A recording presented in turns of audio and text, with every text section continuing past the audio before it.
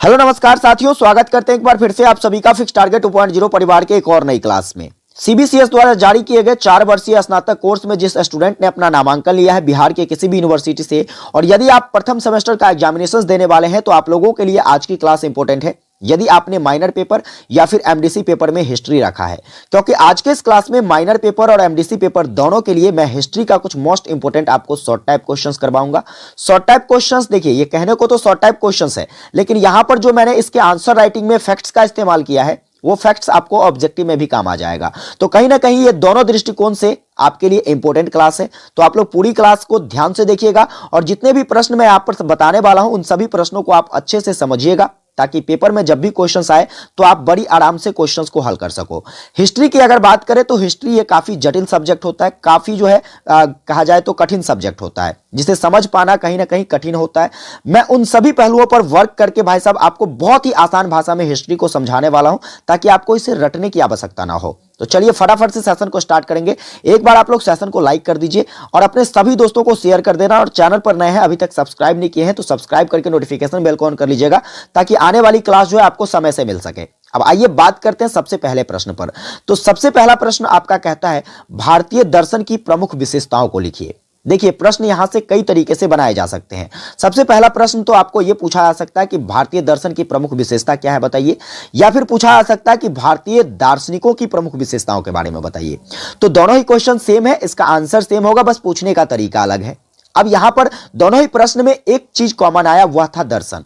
दर्शन को सबसे पहले समझेंगे, इसके बाद जो है भारतीय दर्शन के बारे में हम लोग जानने का प्रयास करेंगे।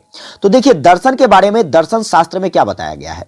तो दर्शन के बारे में दर्शन शास्त्र में बताया गया कि यह एक प्रकार का वैसा तथ्य है, या फिर कहा जाए तो यह एक प्रकार का वैसा स्रोत है जो क्या करता है, तो किसी भी घटना के पीछे जो सत्य छुपा है कि आखिर उस घटना का जो है कारण क्या था, उस कारण को क्या करती है, तो ये उजागर करने का प्रयास करती है, लोगों के सामने रखने का प्रयास करती है, और इसी चीज को क्या कहा जाता है, तो दर्शन कहा जाता है।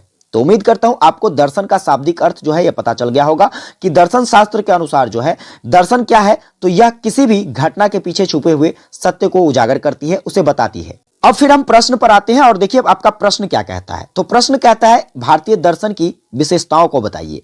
तो समझिएगा ध्यान से कि भारतीय दर्शन की जो विशेषता है वह क्या है। जिसमें हम बात करें सबसे पहली विशेषता की, तो वह है विचारों की स्वतंत्रता। तो जितने भी भारतीय दार्शनिक हुए उन सभी दार्शनिकों के बीच एक कॉमन बातें होती थी कि वह अपनी विचारों को जो है स्वतंत्रता पूर्वक रख सकता था। स्वतंत्रता पूर्वक कहे तो किसी का अगर विरोध भी करना हो तो वह स्वतंत्रता पूर्वक विरोध कर सकता था, किसी का अगर पक्ष लेना हो तो वह स्वतंत्रता पूर्वक जो है किसी का पक्ष ले सकता था। इन सभी कार्यों के लिए वह हमेशा स्वतंत्र माने जाते थे। इसके बाद बात करेंगे मोक्ष के महत्व। इसकी जो दूसरी विशेषता है वह क्या है, मोक्ष का महत्व। अब देखिए, मोक्ष के संदर्भ में अगर मैं बात करूं तो यह मोक्ष की बात कब आती है, जब कोई व्यक्ति जो है मृत्यु को प्राप्त हो जाता है। मृत्यु के प्राप्ति के पश्चात जो है उसे मोक्ष की प्राप्ति कैसे होगी, दार्शनिक इन चीजों पर काफी गहन अध्ययन किया करते थे। ऐसा इसलिए क्योंकि देखिए, जब भी इनका मानना था कि अगर कोई व्यक्ति मृत्यु को प्राप्त हो जाता है या किसी की मृत्यु हो जाती है तो उसे मोक्ष कब मिल सकता है, तो उसे मोक्ष मिलने का सिर्फ एक ही मार्ग है, और वह मार्ग दार्शनिकों के अनुसार यह है कि वो बताया करते थे कि यदि मृत्यु के बाद कोई व्यक्ति अपनी आत्मा पर काबू पा लेता है या अपनी आत्मा को प्राप्त कर लेता है तो उसे क्या हो जाता है, मोक्ष की प्राप्ति हो जाती है। फिर बात करें जितने भी दार्शनिक हुआ करते थे, वो दार्शनिक जो है या आत्मा के विश्वास में आत्मा के अस्तित्व में क्या करते थे, तो विश्वास रखा करते थे। दूसरा बात करें तो देखिए, दूसरी विशेषता है कि भारतीय दार्शनिक जो थे वह आशावादिता थे। हमेशा जो है किसी न किसी चीजों की उसे जो आशा रहती थी कि हाँ ये चीजें जो है ऐसा हो सकता है, इस आशाओं में वह हमेशा अपनी जीवन को व्यतीत किया करते थे। आगे बात करें तो अगली विशेषता जो है वह है कर्म फल में विश्वास। कर्म फल में विश्वास कहने का मतलब है कि जितने भी दार्शनिक हुए भाई साहब, ये दार्शनिक हमेशा जो है अपने कर्म फल में विश्वास रखा करते थे, यानी कि वो जो भी कर्तव्य करते थे तो सकारात्मक सोच के साथ करते थे, कभी जो है नकारात्मक सोच के साथ कोई भी वर्क नहीं किया करते थे। उन्हें हमेशा अपने आप पर विश्वास होता था कि हमारे द्वारा जो कर्तव्य है, हमारे द्वारा किया गया कर्तव्य वह क्या होगा, तो हमेशा एक सफल दृष्टिकोण से मैं कर रहा हूं। तो इसलिए हम कह सकते हैं कि भारतीय दर्शन की एक प्रमुख विशेषताओं में से कर्मफल में विश्वास भी है। चलिए अगला जो है विशेषता वह है पुनर्जन्म में विश्वास। अब जो भी दार्शनिक थे भाई साहब, इन्हें पुनर्जन्म में भी विश्वास था। पुनर्जन्म का क्या अर्थ होता है, तो देखिए पुनर्जन्म का अर्थ है दोबारा जन्म लेना। अब कोई भी व्यक्ति जैसे मर जाता है, कोई भी व्यक्ति हो या फिर कोई भी वस्तु, कोई भी जीव जंतु हो, अगर उसकी मृत्यु हो जाती है तो दार्शनिकों का ऐसा मानना था कि इनका जो है पुनर्जन्म निश्चित है, यानी कि इसका जो है किसी न किसी रूप में फिर से जन्म होगा। तो ये सभी विशेषताएं किसकी है? तो भारतीय दर्शन की विशेषता है। जब भी आपसे पेपर में क्वेश्चंस पूछा जाए कि भारतीय दर्शन की प्रमुख विशेषताओं के बारे में बताइए या फिर भारतीय दार्शनिकों की प्रमुख विशेषताओं के बारे में बताइए, तो आप इस पॉइंट को क्या कर सकते हैं? तो आंसर में नोट कर सकते हैं। चलिए आगे बात करते हैं अगले प्रश्न पर। तो आपका अगला नंबर क्वेश्चन क्या कहता है? सर क्वेश्चन है आपका कि बौद्ध साहित्य त्रिपिटक की क्या विशेषता है। अब पहली बात यहां से एक ऑब्जेक्टिव क्वेश्चन बन जाता है कि त्रिपिटक का संबंध जो है यह किस धर्म से है? तो आप कहोगे सर त्रिपिटक जो है यह बौद्ध धर्म से संबंधित है। अब प्रश्न पर आइए, देखिए प्रश्न आपका कहता है कि बौद्ध साहित्य त्रिपिटक की क्या विशेषता है। त्रिपिटक एक ग्रंथ था, एक कहा जाए तो शास्त्र था। इस शास्त्र के बारे में हमें बताना है कि आखिर इसकी विशेषता क्या रही है या हमें किस चीज की जानकारी प्रदान करता है। तो त्रिपिटक जो है यह बौद्ध धर्म का सबसे प्राचीनतम ग्रंथ माना जाता है और इस ग्रंथ के अंतर्गत जो है भगवान बुद्ध के उपदेशों को संग्रहित किया गया है। गौतम बुद्ध के द्वारा जितने भी उपदेश दिए गए उसका संग्रह आपको कहां मिलेगा? तो त्रिपिटक में मिलेगा। इसके साथ साथ ही एक और पॉइंट याद रखिएगा, आपसे जातक के बारे में पूछा जा सकता है। जातक क्या है भाई साहब? यह भी एक बौद्ध ग्रंथ है और इसके अंतर्गत क्या बताया गया है? तो बौद्ध गौतम बुद्ध जो थे उनके जन्म से पूर्व की घटनाओं के बारे में बताया गया, या कहे तो उनके गौतम बुद्ध के पूर्व जन्म के बारे में जातक में बताया गया है। ये दो बातें आपको याद रखना है। अब आते हैं हम लोग त्रिपिटक पर। तो देखिए त्रिपिटक के बारे में आप इतना तो समझ गए कि त्रिपिटक एक बौद्ध धर्म का जो है बहुत ही प्राचीनतम ग्रंथ माना जाता है, जिसमें भगवान गौतम बुद्ध के द्वारा जो उपदेश दिया गया था उन उपदेशों को संग्रहित करके रखा गया है। अब यहां से ध्यान रखिएगा कि ये जो आपका त्रिपिटक है भाई साहब, इसे पाली भाषा में लिखा गया था। किस भाषा में? ऑब्जेक्टिव क्वेश्चन यहां से भी बन जाता है। देखिए पूछा जा सकता है कि त्रिपिटक को जो है किस भाषा में लिखा गया? आप कहोगे सर पाली भाषा में लिखा गया। इतना ही नहीं, यह पाली भाषा में तो लिखा गया था, लेकिन इसके साथ साथ ही इसे कई और भाषाओं में अनुवादित किया गया, यानी कि ट्रांसलेट किया गया। इस ग्रंथ की अगर मैं बात करूं तो इस ग्रंथ में भाई साहब भगवान बुद्ध के द्वारा बुद्धत्व प्राप्त करने के समय से महापरिनिर्वाण तक का जो है यह प्रवचन, इस प्रवचन को क्या किया गया है? तो संग्रहित किया गया है। अब देखिए त्रिपिटक की बात करें तो त्रिपिटक का क्या अर्थ है? त्रिपिटक का जो अगर अर्थ को समझने का प्रयास करेंगे तो यह, इसे जब हम खंडित करते हैं तो त्रिजोड़ पिटक में खंडित होता है। अब त्रिपिटक का क्या अर्थ? देखिए त्रि का अर्थ होता है तीन, त्रि का अर्थ क्या होता है? तीन, और पिटक का अर्थ होता है पिटारा। पिटक का क्या अर्थ होता है? पिटारा। अर्थात कहें तो इसमें तीन पिटारे हैं। वह तीन पिटारे कौन कौन से हैं? तो सबसे पहला है आपका विनय पिटक, दूसरा है आपका सुत पिटक और तीसरा है आपका अभिधम पिटक। अब ये तीनों हमें क्या बताता है? तो देखिए विनय पिटक की अगर मैं बात करूं तो विनय पिटक के अंतर्गत जो है जितने भी बौद्ध भिक्षु हुआ करते थे, तो उन सभी बौद्ध भिक्षु जो कि बौद्ध मठ में रहते थे, कहां रहते थे? बौद्ध मठ में ये सारे के सारे भिक्षु रहते थे। तो उनके रहने के लिए जो नियम कानून बनाया गया था, जैसे आप कक्षा में पढ़ते हो तो कक्षा में पढ़ने के लिए जो है क्या होता है? आपको वहां रहने के लिए कक्षा का कुछ ना कुछ नियम होता है कि आपको कक्षा में प्रवेश करने से पहले क्या करना है, कक्षा से बाहर जाने के लिए आपको क्या करना है। ये सारे रूल्स रेगुलेशन थे। उसी प्रकार से जो है बौद्ध भिक्षु जो बौद्ध मठ में रहा करते थे तो उनके लिए क्या था? कुछ नियम बनाया गया था और उसी नियम को जो है किसमें वर्णित किया गया है? तो एक त्रिपिटक का भाग है जिसका नाम है विनय पिटक, इसमें वर्णित किया गया है। दूसरा भाग अगर बात करें, दूसरा पिटारा का बात करें तो वह है सुत पिटक। अब सुत पिटक के अंतर्गत क्या दिखाया गया है? तो सुत पिटक के अंतर्गत जो है भाई साहब भगवान गौतम बुद्ध के द्वारा जो उपदेश दिया गया है उन उपदेशों को इसमें शामिल करके रखा गया है। आगे बात करेंगे, तीसरा पिटक है अभिधम पिटक। अभिधम पिटक हमें क्या बताता है? तो अभिधम पिटक के अंतर्गत जो है धर्म यानी कि बौद्ध धर्म से संबंधित है, तो भाई बौद्ध धर्म के बारे में और साथ ही साथ उस धर्म के जो क्रियाकलाप थे उन सभी क्रियाकलापों के बारे में जो है कौन बताता है? हमें अभिधम पिटक बताता है और अभिधम पिटक में जो है इस सभी का वर्णन आपको मिल जाएगा। तो उम्मीद करता हूं आपको जो है त्रिपिटक के बारे में जानकारी समझ में आ गया होगा कि त्रिपिटक एक बौद्ध धर्म का प्राचीन ग्रंथ है जिसमें भगवान गौतम बुद्ध के द्वारा जो उपदेश दिया गया था उसे शामिल करके रखा गया है। इसे पाली भाषा में लिखा गया और साथ ही साथ कई अन्य भाषाओं में भी क्या किया गया? इसे अनुवादित किया गया है। इसके तीन पिटक हैं, सुत पिटक, विनय पिटक और अभिधम पिटक। विनय पिटक हमें क्या बताता है? तो बौद्ध भिक्षुओं के रहने के रूल रेगुलेशन को बताता है। सुत पिटक क्या बताता है? तो क्या कहते हैं गौतम बुद्ध के उपदेश का संग्रह देता है। साथ ही साथ जो है अभिधम पिटक क्या बताता है? तो यह धर्म और क्रियाकलापों के संबंध में जानकारी देता है। अब आइए आगे बात करते हैं अगले प्रश्न पर। तो आपका अगला नंबर क्वेश्चन कहता है कि प्राचीन भारतीय शिक्षा केंद्र नालंदा। देखिए यहां पर आपको कई सारे पॉइंट्स देकर पूछे जा सकते हैं। मैंने यहां पर आपको नालंदा कराया है, तो यह जरूरी नहीं है कि नालंदा के बारे में ही आपसे पूछे। आपसे पूछ लिया जा सकता है तक्षशिला के बारे में भी, आपसे पूछ लिया जा सकता है विक्रमशिला के बारे में भी। तो आप इस दोनों पॉइंट्स को भी क्या करेंगे, तो आप थोड़ा सा पढ़ लीजिएगा। लेकिन मूल रूप से कहे तो मेरा मानना है कि आपके पेपर में नालंदा के बारे में पूछा जाएगा। तो चलिए हम लोग समझते हैं नालंदा के बारे में कि भारत का जो प्राचीनतम शिक्षा केंद्र है नालंदा, इसका क्या विशेषता है, इसकी क्या जो है परिचय है, हम इसको समझने का कोशिश करेंगे। तो देखिए शिक्षा के मामले में अगर बात करें तो आज भले ही भारत जो है ये दुनिया में किसी दूसरे देश से पीछे रह गया हो, लेकिन एक समय था जिस समय हिंदुस्तान जो है शिक्षा का क्या माना जाता था, तो केंद्र माना जाता था। और पूरे विश्व में, यह सिर्फ और सिर्फ भारत में ही नहीं, पूरे विश्व में जो है भारत जो है एक शिक्षा का केंद्र माना जाता था। भारत में ही दुनिया का पहला विश्वविद्यालय खुला था जिसका नाम था नालंदा विश्वविद्यालय। क्या नाम था? नालंदा विश्वविद्यालय। और इस नालंदा विश्वविद्यालय को जो है गुप्त शासक कुमार गुप्त प्रथम के द्वारा स्थापित किया गया था, जो कि कब स्थापित किया गया, तो 450 से लेकर 470 ईसा पूर्व में जो है इसे स्थापित किया गया। लेकिन धीरे धीरे जो है क्या होता है, अगर यहां पर कुछ ऐसी परिस्थितियां बनती है जो यह एक नहीं के बराबर अब रह गया है। नहीं के बराबर कहने का मतलब एक तरीके से सिर्फ और सिर्फ यह दर्शनीय रह गया है, शिक्षा का यहां से जो है एक तरीके से लोप हो चुका है। प्राचीन नालंदा विश्वविद्यालय की स्थापना जो है गुप्त काल के दौरान 5वीं शताब्दी में हुई थी, 5वीं सदी में। लेकिन 1193 ईस्वी में आक्रमण जब होता है, बख्तियार खिलजी इस पर आक्रमण कर देता है। और इसे क्या करता है बख्तियार खिलजी, तो पूरी तरीके से ध्वस्त कर देता है। यहाँ जितने भी इस विश्वविद्यालय के अंतर्गत जितने भी पुस्तकालय थे, जितने भी यहाँ पर पढ़ाने वाले बौद्ध भिक्षु हुआ करते थे, उन सभी को काफी ज्यादा नुकसान पहुंचाता है। यहाँ इसकी जो पुस्तकालय थी इतनी बड़ी थी और इसके पुस्तकालय में इतने ज्यादा किताब थे कि इसको जब ध्वस्त किया गया बख्तियार खिलजी के द्वारा, इसमें जब आग लगाई गई तो वह आग 3 महीने तक धधकता रहा, यानी कि कहे तो 3 महीने तक जलता रह गया। इसके साथ साथ ही बख्तियार खिलजी ने क्या किया, तो यहाँ पर जितने भी कई सारे जो ऐसे धर्माचार्य थे जो यहाँ पर शिक्षा देने का काम करते थे, कई सारे ऐसे बौद्ध भिक्षु थे, इन सभी को उन्होंने क्या किया, तो मार डाला। और इस प्रकार जो है क्या होता है, तो आपका नालंदा विश्वविद्यालय क्षतिग्रस्त हो जाता है। अब इस विश्वविद्यालय का 9वीं शताब्दी से लेकर 12वीं शताब्दी तक अंतर्राष्ट्रीय ख्याति भी प्राप्त था, यानी कि 9वीं शताब्दी से लेकर 12वीं शताब्दी तक यह काफी चर्चित रहा था। लेकिन अब यह एक खंडहर सा बनकर रह गया है। क्या मैंने आपको पहले ही बताया कि यह सिर्फ एक दर्शनीय रह गया, यहां से शिक्षा जो है यह बिल्कुल ही लुप्त हो चुका है।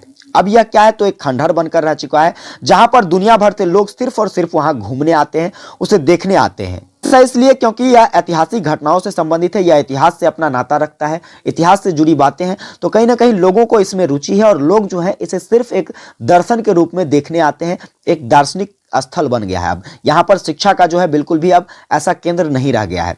तो ये जानकारी किसके बारे में थी, आपके नालंदा के बारे में, नालंदा विश्वविद्यालय के बारे में, जो कि भारत का एक प्राचीन शिक्षा केंद्र माना जाता था। ठीक है, तो इस प्रकार से जब भी आपके पेपर में क्वेश्चंस आए तो आप आराम से आंसर कर सकते हो। चलिए आगे बात करते हैं, आपका अगला प्रश्न क्या है। तो सर आपका अगला जो प्रश्न है वह है जनपद का क्या अर्थ होता है। यह भी मोस्ट वीवीआई क्वेश्चन है।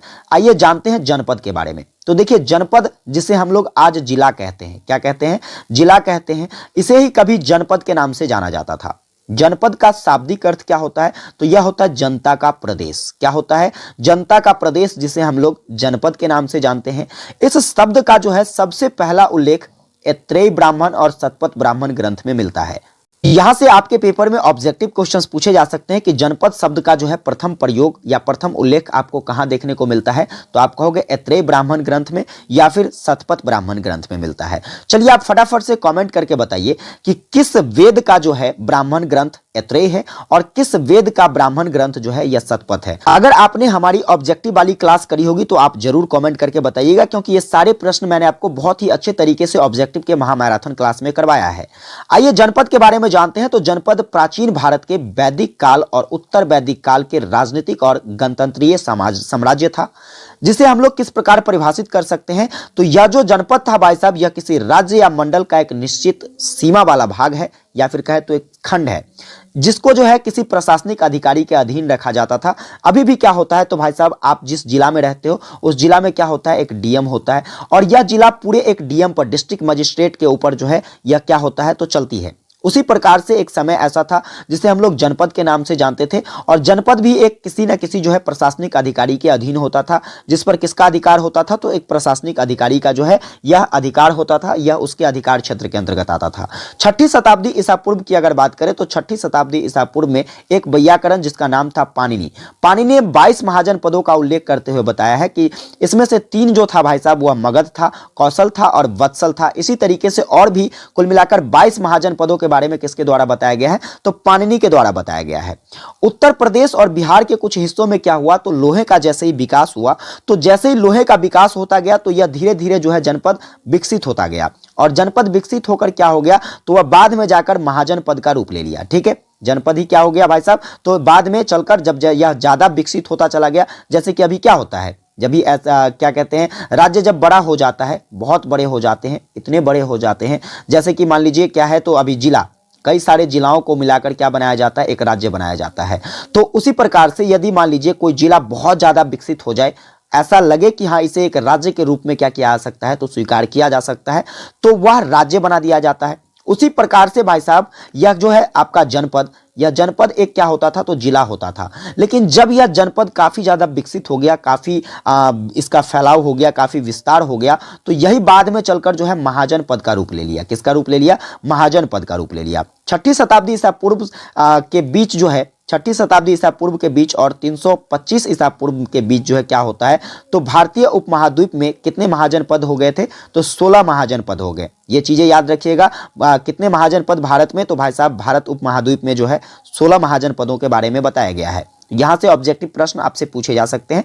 कुल मिलाकर अगर बात करें तो भाई साहब आपसे जब भी पेपर में जनपद के बारे में पूछा जाए तो आप कहोगे जनपद, जिसे हम लोग वर्तमान में जिला के रूप में जानते हैं, वही कभी जनपद के रूप में जाना जाता था। किसके रूप में जाना जाता था, जनपद के रूप में, जो कि एक प्रशासनिक अधिकारी के क्या होते हैं, तो अधीनस्थ होते हैं। इस पर क्या होता है, तो प्रशासनिक अधिकारी का शासन होता है, और यहाँ पर जो है क्या होता है, तो यह जितने भी क्रियाकलाप होते हैं सभी के सभी प्रशासनिक अधिकारी के कंट्रोल में होता है। इस जनपद शब्द का जो प्रथम प्रयोग था ये कहाँ पर मिलता है, तो भाई साहब इसका सबसे पहला उल्लेख ऐत्रेय ब्राह्मण और शतपथ ब्राह्मण ग्रंथ में मिलता है। साथ ही साथ यह हमें क्या बताती है, तो यह हमें बताती है कि भाई साहब यह जो है यह किसी राज्य या मंडल की एक निश्चित सीमा रेखा है, या कहे तो एक निश्चित भाग है। ठीक है, ये आपको कौन बताता है, तो जनपद का जो है परिभाषा बताता है। इसके साथ साथ ही पाणिनि के द्वारा जो है 22 जनपद का वर्णन किया गया है, और बाद में चलकर यही जो है क्या होता है, जब विकसित हो जाती है तो एक महाजन पद का रूप ले लेता है। और 600 से 325 ईसा पूर्व के बीच में जो है भारतीय उपमहाद्वीप में कितने महाजन पद हो गए थे, तो कुल मिलाकर 16 महाजन पद हो गए थे। चलिए आगे बात करते हैं अगला प्रश्न।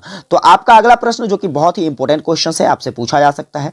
क्वेश्चन है प्राचीन वैदिक संस्कृति में पर्यावरण के महत्व के बारे में बताइए। वैसे बात करें तो पर्यावरण का महत्व जो है आज भी बहुत ही महत्वपूर्ण है, और प्राचीन समय में जो है, प्राचीन वैदिक संस्कृति में जो है पर्यावरण का क्या महत्व रहा था, हमें इसके बारे में बताना है। तो चलिए हम समझते हैं प्राचीन भारतीय संस्कृति में पर्यावरण का क्या महत्व है। तो भारतीय संस्कृति में पर्यावरण को वैदिक काल से ही काफी महत्व दिया जा रहा है। वेदों में ऐसा कहा गया है कि मनुष्य का जो शरीर है ये 5 तत्वों से बने हुए हैं। कितने तत्वों से बने हुए हैं, 5 तत्वों से। क्षितिजल पावक गगन समीरा, किससे बना हुआ है, क्षितिजल पावक गगन समीरा, ये 5 तत्वों को मिलाकर मनुष्य का शरीर बना हुआ है। यदि इसमें से कोई भी एक चीजें दूषित हो जाती है तो कहीं ना कहीं यह मानव जीवन पर बहुत ही गहरा प्रभाव डालेगा, मानव जीवन को क्या करेगा, तो क्षतिग्रस्त कर देगा। और यही कारण है कि प्राचीन काल में जो हमारे पूर्वज थे भाई साहब, वह प्रकृति को देवी देवताओं के रूप में पूजा करते थे। जैसे हम आज देवी देवताओं की पूजा करते हैं, वैसे ही हमारे जो पूर्वज थे भाई साहब प्रकृति को देवी देवताओं के रूप में पूजा करते थे। और आज जो है हम लोग जैसे जैसे समय बीतता जा रहा है, कहीं ना कहीं हमारा जो है प्रकृति के प्रति जो है उस तरीके का भाव जो है ये खत्म हो चुका है। कैसे खत्म हो चुका है, चलिए आगे बताएंगे। इससे पहले जान लेते हैं कि हमें जो है प्रकृति, या फिर कहे तो प्रकृति जो है हमें किस रूप में सहयोग करती है। तो इससे हम कई सारे ऐसे जड़ी बूटियों को प्राप्त करते हैं, वनस्पतियों से औषधियों की प्राप्ति हो जाती है हमें। जैसे कि प्राचीन समय में भाई साहब बहुत सारे ऐसे पेड़ हुआ करते थे, जो कि पीपल का पेड़ हुआ करता था, बट का पेड़ हुआ करता था, केला का पेड़ हुआ करता था। इन सभी को लोग पूजा करते थे। और आज के समय में भी आप देखते होंगे कि पीपल के पेड़ों की पूजा होती है, बट वृक्ष की क्या होती है, पूजा होती है, केला के पेड़ों की क्या होती है, पूजा होती है। तो ये सारी की सारी जो है चीजें, ये प्रावधान जो है प्राचीन समय से चलता आ रहा है। अभी भी कुछ चीजें ऐसी हैं जो हम प्राचीन बातों को अमल करके रखते हैं, उस पर जो है खड़ा उतरने का प्रयास करते हैं, उस चीजों को अपने लाइफ में अपनाने का प्रयास करते हैं। लेकिन क्या होता है, तो धीरे धीरे ये चीजें जो हैं ये बदलती चली जा रही है। पूर्वजों के बताए हुए संस्कार को या फिर उनके महत्वों को जो है हम लोग क्या कर रहे हैं, तो अब अंधविश्वास मानने सा लगे हैं। हम इतना ही मानते हैं जैसे क्या होता है, तो जैसे जैसे विकास हो रहा है, जैसे जैसे तकनीक डेवलप हो रही है, तो हमें तकनीकों पर गर्व हो रहा है। लेकिन आपको पता होना चाहिए कि आपके जीवन को यह सबसे ज्यादा हानि पहुंचाती है। सर कैसे हानि पहुंचाती है, जरा इसके बारे में बताइएगा। तो सबसे पहला देख लीजिए, औद्योगिकरण, या फिर कहे तो आप जितने भी अभी आप देख रहे हो कि काफी सारे संख्या में आपको वाहनों का आवागमन दिखता है। अब इन वाहनों के आवागमन से या फिर औद्योगिकरण से जितने भी फैक्ट्रियां वगैरह हैं, इन सभी से क्या होता है, तो वायु प्रदूषण होता है। अब वायु प्रदूषण कहने का मतलब है कि यह क्या करती है, तो मानव के जीवन को क्षतिग्रस्त करती है, क्योंकि उसी वायु को आप श्वसन के रूप में अपने अंदर लेते हैं। सांस के द्वारा जब वो आपके शरीर के अंदर प्रवेश करता है, तो वह दूषित वायु आपके शरीर में विभिन्न विभिन्न प्रकार के रोग को पैदा करता है। और इससे क्या होता है, तो आपकी आयु अवधि कमती जा रही है, आप ज्यादातर बीमार रहते हैं। तो ये सारी समस्याएं आपको यहीं से देखने को मिलती है। इसके साथ साथ ही आप क्या करते हैं, तो देखिए पर्यावरण के सभी घटक असंतुलित एवं प्रदूषित हो चुके हैं। ऐसा इसलिए कि देखिए हम एक छोटे से छोटे चीजों के लिए जो है कार्बनिक पदार्थों का ज्यादा इस्तेमाल करते हैं। जैसे अभी खेती के लिए, कभी हमारे पूर्वज जो थे खेती के लिए क्या करते थे, तो यह जैविक खादों का इस्तेमाल किया करता था। लेकिन आज हम लोग क्या करते हैं, तो आज हम लोग रासायनिक खादों का इस्तेमाल करते हैं। रासायनिक खाद जो है यह क्या करता है, तो हमें विभिन्न विभिन्न रूपों में हानि पहुंचाती है। तो ये सभी के सभी क्या है, तो भाई साहब पर्यावरण को प्रदूषित करने का काम करता है। और जैसे ही पर्यावरण प्रदूषित होता है, तो हमारा जीवन प्रदूषित होता है। आप देखते होंगे कि जैसे जैसे समय बीतता जाता है, पशु पक्षियों की संख्याएं कमती जा रही है, मानव का औसतन आयु दिनानुदिन कमता जा रहा है। ये सभी के सभी इसके कारण ही होता है। हम आने वाली पीढ़ी के लिए अगर बात करें, तो हम आने वाली पीढ़ी के लिए बस इतना छोड़कर जा रहे हैं, जिससे क्या होगा, तो जल, वायु और मृदा संपूर्ण रूप से ये प्रदूषित हो जाएगा और संसाधन जो है एक तरीके से समाप्त हो जाएगा। इस तरीके से जो है अगर चलता रहा, तो कहीं ना कहीं एक समय ऐसा आएगा जो पानी भी आपको समाप्त हुआ दिखेगा, वायु भी बिल्कुल समाप्त हुआ दिखेगा। और भाई साहब कहा जाए तो आपकी जितनी ये जिस धरातल पर आप रहते हो, यहाँ पर जो भी मृदाएं हैं, मिट्टियां हैं, ये सभी की सभी मिट्टियां जो है आपको एक प्रदूषित रूप में मिलेगा। ये कभी भी स्वच्छ आपको नहीं मिल सकता है, क्योंकि हम इतनी गलतियों पर गलतियां करते जा रहे हैं। इसे सुधारने का कोई प्रयास हमारे तरफ से नहीं किया जा रहा है। और ऐसे होने से क्या होगा, तो जितनी भी संसाधन है, संसाधन जिसका हम आप लोग अपने लाइफ में प्रयोग करते हैं, उसी चीज को संसाधन कहा जाता है। जो भी चीज हो भाई साहब, आप जिसका उपयोग करते हो, सभी के सभी आपके लिए संसाधन है। तो कहीं ना कहीं ये सारी चीजें जो है एक संसाधन के रूप में आ जाती है, और एक समय ऐसा आएगा कि ये सारा संसाधन जो है खत्म हो जाएगा। तो उम्मीद करता हूं आपको ये चीजें समझ में आ गई होगी कि हमारी जो प्राचीन संस्कृति है, प्राचीन वैदिक संस्कृति, इसमें पर्यावरण का क्या महत्व रहा है। चलिए आगे बात करते हैं अगले प्रश्न पर। तो आपका अगला प्रश्न कहता है, ये भी मोस्ट इंपोर्टेंट क्वेश्चन है, इसे भी स्टार लगाइएगा। क्वेश्चन कहता है, चिकित्सा के क्षेत्र में आयुर्वेद के क्या महत्व है। देखिए आयुर्वेद ये बहुत ही महत्वपूर्ण टॉपिक है। आयुर्वेद की बात करें तो आयुर्वेद हमें हजारों वर्ष से स्वस्थ जीवन का मार्ग दिखाता आ रहा है। साथ ही साथ प्राचीन भारत में आयुर्वेद को रोगों के उपचार और स्वस्थ जीवन शैली व्यतीत करने का सर्वोत्तम तरीका माना जाता है। आयुर्वेद के बारे में क्या समझे कि यह हमें जो है हजारों वर्ष पहले से एक स्वस्थ जीवन जीने का मार्ग बताता रहा है। साथ ही साथ जो है भाई साहब, यह कई सारे ऐसे रोग हैं जिनके उपचार के बारे में हमें बताता है। हम एक स्वस्थ जीवन जीने की शैली को बताता है कि हम एक स्वस्थ जीवन कैसे जी सकते हैं। इन सभी के बारे में हमें आयुर्वेद बताता है। आयुर्वेद 5000 साल पुरानी चिकित्सा पद्धति है। आयुर्वेद जो है एक चिकित्सा पद्धति है जो कि कितने वर्ष पुरानी है, 5000 साल पुरानी है, जो हमारी आधुनिक जीवन शैली को सही दिशा देने के लिए और साथ में स्वास्थ्य के लिए लाभकारी आदतों को विकसित करने में यह काफी ज्यादा सहायक है। इस आयुर्वेद की अगर मैं बात करूं तो इस आयुर्वेद में जड़ी बूटी सहित अन्य प्राकृतिक चीजों से उत्पाद, दवा और रोजमर्रा के जीवन में इस्तेमाल होने वाले जो यानी कि कहे तो डेली इस्तेमाल होने वाला जो भी पदार्थ है, इन सभी को हम लोग आयुर्वेद के माध्यम से तैयार कर सकते हैं। इसके इस्तेमाल से क्या होता है, तो हमारा जो जीवन है ये सुखी होता है, तनाव मुक्त हो जाता है, रोग मुक्त बनता है। ये सारे के सारे जो विशेषताएं हैं, ये किसकी विशेषताएं हैं, तो आयुर्वेद की विशेषताएं हैं। और आयुर्वेद के बारे में जो है हमें क्या करना चाहिए, तो लोगों को जागरूक करना चाहिए। लोगों को जो है क्या करना चाहिए, तो आयुर्वेद की तरफ अग्रसर करने का प्रयास करना चाहिए, ताकि जो आप अभी जो केमिकल दवाएं खाते हो, केमिकल औषधियां लेते हो, इन केमिकल औषधियों से क्या होता है, तो आपका शरीर एक बीमारी को तो क्या करता है, ये छुड़ा देता है, किसी दूसरे बीमारी को आपके शरीर के अंदर जो है ये जीवित कर देता है। ऐसे में आप स्वस्थ कभी नहीं रह पाते हो। तो कहीं ना कहीं अगर आप स्वस्थ रहना चाहते हैं तो आपको क्या करना होगा, तो आयुर्वेद का पालन करना होगा, आयुर्वेद की तरफ मूव करनी होगी, आयुर्वेद को अपने जीवन में अपनाना होगा। और ये बहुत पुरानी पद्धति है, लगभग 5000 वर्ष पुरानी पद्धति है। और ऐसे में क्या होता था, तो भाई साहब हमारे जो पूर्वज हुआ करते थे, ये पूर्वज जो थे इन सभी चीजों का इस्तेमाल करते थे और तब जाकर जो है ये आज के लोगों से काफी ज्यादा स्ट्रांग हुआ करते थे, काफी ज्यादा निरोग हुआ करते थे। लेकिन आज वैसा देखने को नहीं मिलता है। आप देखते होंगे कि कोई व्यक्ति अगर एक थोड़ी सी छोटी सी ऊंचाई से कहीं गिर जाती है तो उनके पांव हाथ टूट जाते हैं। ऐसा भी देखने को मिलता है कि कई स्थितियां ऐसी होती है कि आप वहां पर देखोगे कि व्यक्ति मौत को भी प्राप्त हो जाता है। तो कहीं ना कहीं यह कारण क्या है, तो यह कारण है केमिकल चीजों का सेवन करना। आप जितने ज्यादा केमिकल चीजों का सेवन करोगे आप उतना ही क्या होते जाओगे, दुर्बल होते जाओगे, आपका आंतरिक शक्ति जो है उतना ही कमजोर होता जाएगा। अगर आपको सबल बनना है, आपको शक्तिशाली बनना है आंतरिक रूप से, तो आपको आयुर्वेद को अपने जीवन में अपनाना ही होगा। चलिए बात करते हैं। तो देखिए केरल जो कि कहा जाए तो हमारे भारत का सबसे शिक्षित राज्य माना जाता है, जहां पर लगभग 90% से जो है अधिक व्यक्ति शिक्षित माने जाते हैं। बीते 75 साल से जो है केरल आयुर्वेद भी या फिर कहे तो आयुर्वेद पर आधारित सामान उपलब्ध करा रहे हैं और लोगों को जो है सुगम बनाने का या फिर सुगम जीवन जीने का जो है उपदेश दे रही है, वह मार्ग दे रहा है। तो आपको भी क्या करना चाहिए, केरल की तरह ही आपको अपने जीवन में आयुर्वेद को अपनाना चाहिए। और केरल इसलिए अपने जीवन में इस चीज को अपनाता है क्योंकि यहां पर शिक्षा जगत जो है काफी विकसित है। यदि शिक्षा जगत काफी विकसित होगा तो आप कहीं ना कहीं इन चीजों को अपने लाइफ से दूर करने का प्रयास जरूर करेंगे। तो आइए, उम्मीद करता हूं कि आप इस चीज को समझ गए होंगे कि चिकित्सा के क्षेत्र में जो है आयुर्वेद का क्या महत्व है। फिर आज की क्लास की हम अगली क्वेश्चंस की तरफ बात करें तो देखिए अगला क्वेश्चंस क्या है। आपका अगला क्वेश्चंस भाई साहब कहता है शून्य के आविष्कार को समझाइए। यह भी मोस्ट वीवीआई क्वेश्चन है और आपसे पूछा जा सकता है।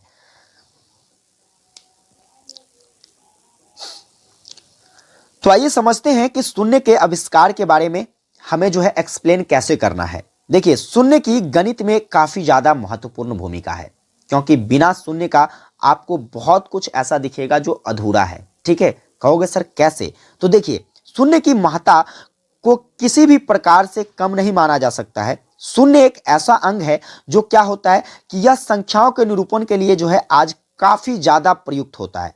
आप किसी भी स्थानीय मान, मैथ अगर पढ़ते होंगे तो आपको वहां पर स्थानीय मान पढ़ा होगा आपने। स्थानीय मानों की आवश्यकता के लिए जो है यह काफी ज्यादा प्रयोग में लाया जाता है। साथ ही साथ देखिए शून्य की अगर मैं बात करूं तो अगर मान लीजिए मैं एक पर एक के आगे शून्य लगा देता हूं तो यह 10 बन जाता है।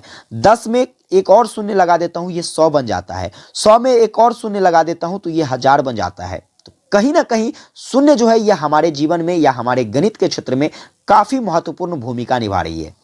अब बात करते हैं शून्य के खोज के संदर्भ में। तो देखिए शून्य के खोज के संबंध में जो है कई ऐसे इतिहासकार हुए जिनका अलग अलग तरीके से जो है मानना है कि शून्य का आविष्कार जो है किसके द्वारा किया गया। वैसे मूल रूप से माना जाता है कि शून्य जो है यह भारत की देन है। किसकी देन है? शून्य भारत की देन है। पूरे विश्व को शून्य किसने दिया है? भारत ने दिया है। और विशेषता जो है इनके जनक के रूप में या फिर इनके आविष्कारक के रूप में आर्यभट्ट को माना जाता है। आर्यभट्ट जो कि एक बहुत ही बड़े गणितज्ञ थे। ठीक है, इसे माना जाता है कि शून्य का आविष्कार किसके द्वारा? आर्यभट्ट के द्वारा किया गया। लेकिन देखिए शून्य के संबंध में कई सारे ऐसे गणितज्ञ हुए, कई सारे ऐसे जो है तर्कशास्त्री हुए जिनके द्वारा जो है शून्य के संबंध में बताया गया है। जैसे हम बात करते हैं तो प्राचीन भारतीय गणितज्ञ आर्यभट्ट जो थे, इन्होंने शून्य का प्रतिनिधित्व करने के लिए एक बिंदु का उपयोग किया। आर्यभट्ट जो थे इन्होंने शून्य को दर्शाने के लिए किसका प्रयोग किया?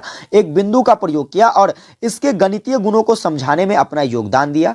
और इसलिए माना जाता है कि भारत के द्वारा जो है शून्य जो दिया गया तो उसके क्या कहते हैं तो नेतृत्वकर्ता या फिर कहे तो शून्य के आविष्कारक जो थे भाई साहब वो कौन थे? तो वह आर्यभट्ट थे।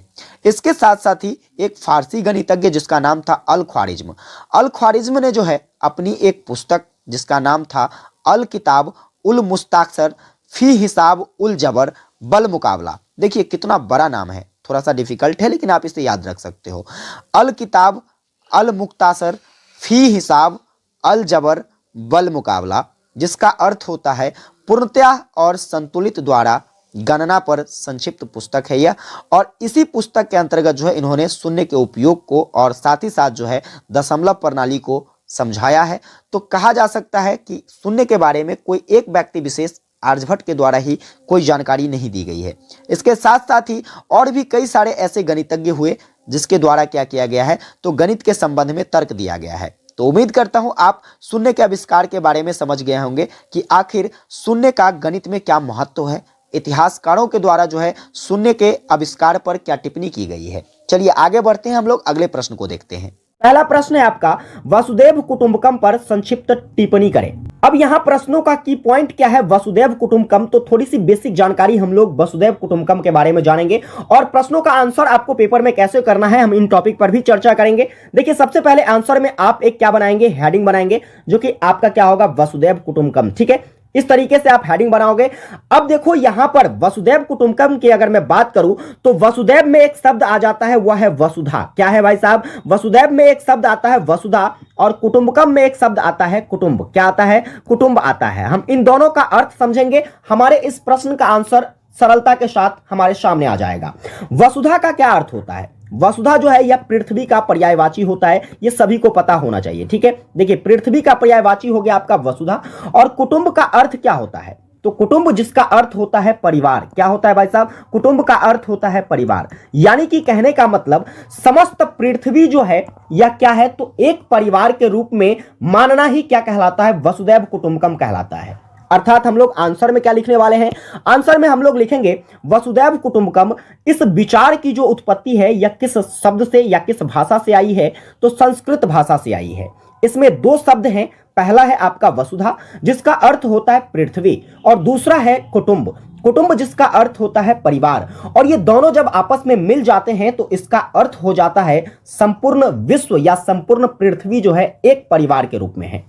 अर्थात कहें तो इस धरती पर रहने वाले सभी मनुष्य और जीव जंतु जो है यह एक परिवार का हिस्सा है। आज के परिप्रेक्ष्य में यह अवधारणा प्रासंगिक मानी जाती है। बात करते हैं हम लोग महाउपनिषद की, तो महाउपनिषद के अध्याय 6 में श्लोक नंबर 71 में इसका वर्णन करते हुए बताया गया है। क्या बताया गया है, तो अयं निजः परोवेति गणना लघु चेतसाम उदार चरितानांग तु वासुदेव कुटुंबकम। अब इस श्लोक का अर्थ क्या होता है, हम इस श्लोक को समझेंगे। देखिए कहता है अयंग निजः परोवेति गणना लघु क्या कहते हैं, लघु चेतसाम। यानी कि कहने का मतलब कि यह मेरा बंधु है, यानी कि यह हमारा अपना है, वह हमारा अपना नहीं है, वह हमारा अपना बंधु नहीं है। ऐसा विचार या फिर ऐसा भेदभाव जो है वह कौन रखता है, तो लघु चेतसाम, यानी कि जो छोटी चेतना वाले व्यक्ति होते हैं, जो कम जानकार व्यक्ति होते हैं, ये तरीके से कहें तो छोटी बुद्धि वाला व्यक्ति होता है, वैसे व्यक्तियों के अंदर जो है ऐसी भावना होती है। उदार चरितानांग तु वासुदेव कुटुंबकम, इसका अर्थ होता है कि उदार चरित्र वाले जो व्यक्ति होते हैं वह संपूर्ण विश्व को अपना परिवार मानते हैं। तो यह है आपका क्या, तो इस प्रश्न का सही आंसर, जिस तरीके से आपको आंसर लिखना है मैंने आपको बता दिया है। पेपर में जब यह प्रश्न आए तो आपको हूबहू ऐसे ही आंसर राइटिंग करनी है। चलिए उम्मीद करता हूं आपको यह प्रश्न समझ में आ गया होगा कि वासुदेव कुटुंबकम क्या है। आइए बात करते हैं आज के दूसरे प्रश्न पर। देखिए दूसरा प्रश्न क्या कहता है, आपका दूसरा प्रश्न है कि वसुदैव बौद्ध साहित्य पर क्या करे, तो संक्षिप्त टिप्पणी करे। यह भी मोस्ट वीवीआई क्वेश्चन है और जरूर अच्छे से तैयार कर लीजिएगा। समझेंगे हम लोग बौद्ध साहित्य के बारे में। तो देखिए बौद्ध साहित्य यानी कि बौद्ध धर्मों की जानकारी जहां से प्राप्त होती है, जिस साहित्य के माध्यम से हमें प्राप्त होता है, वह एक तरीके से बौद्ध साहित्य के रूप में जाना जाता है। कहते हैं कि गौतम बुद्ध की मृत्यु के बाद उसकी शिक्षाओं को विभिन्न ग्रंथों में या फिर विभिन्न बौद्ध संगीतियों में संकलित करके 3 पिटकों में इसे विभाजित कर दिया गया। वह 3 पिटक जहां से ऑब्जेक्टिव प्रश्न भी बनाए जा सकते हैं, इसलिए ध्यान से समझिएगा। देखिए यह 3 पिटक कौन कौन सा है, तो सबसे पहला है आपका विनय पिटक।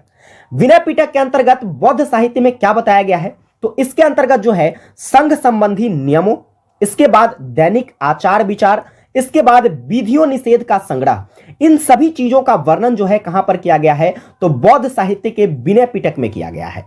इस विनय पिटक की अगर मैं बात करूं तो इसका संकलन किसके द्वारा किया गया, तो बौद्ध के एक शिष्य जिसका नाम था उपाली।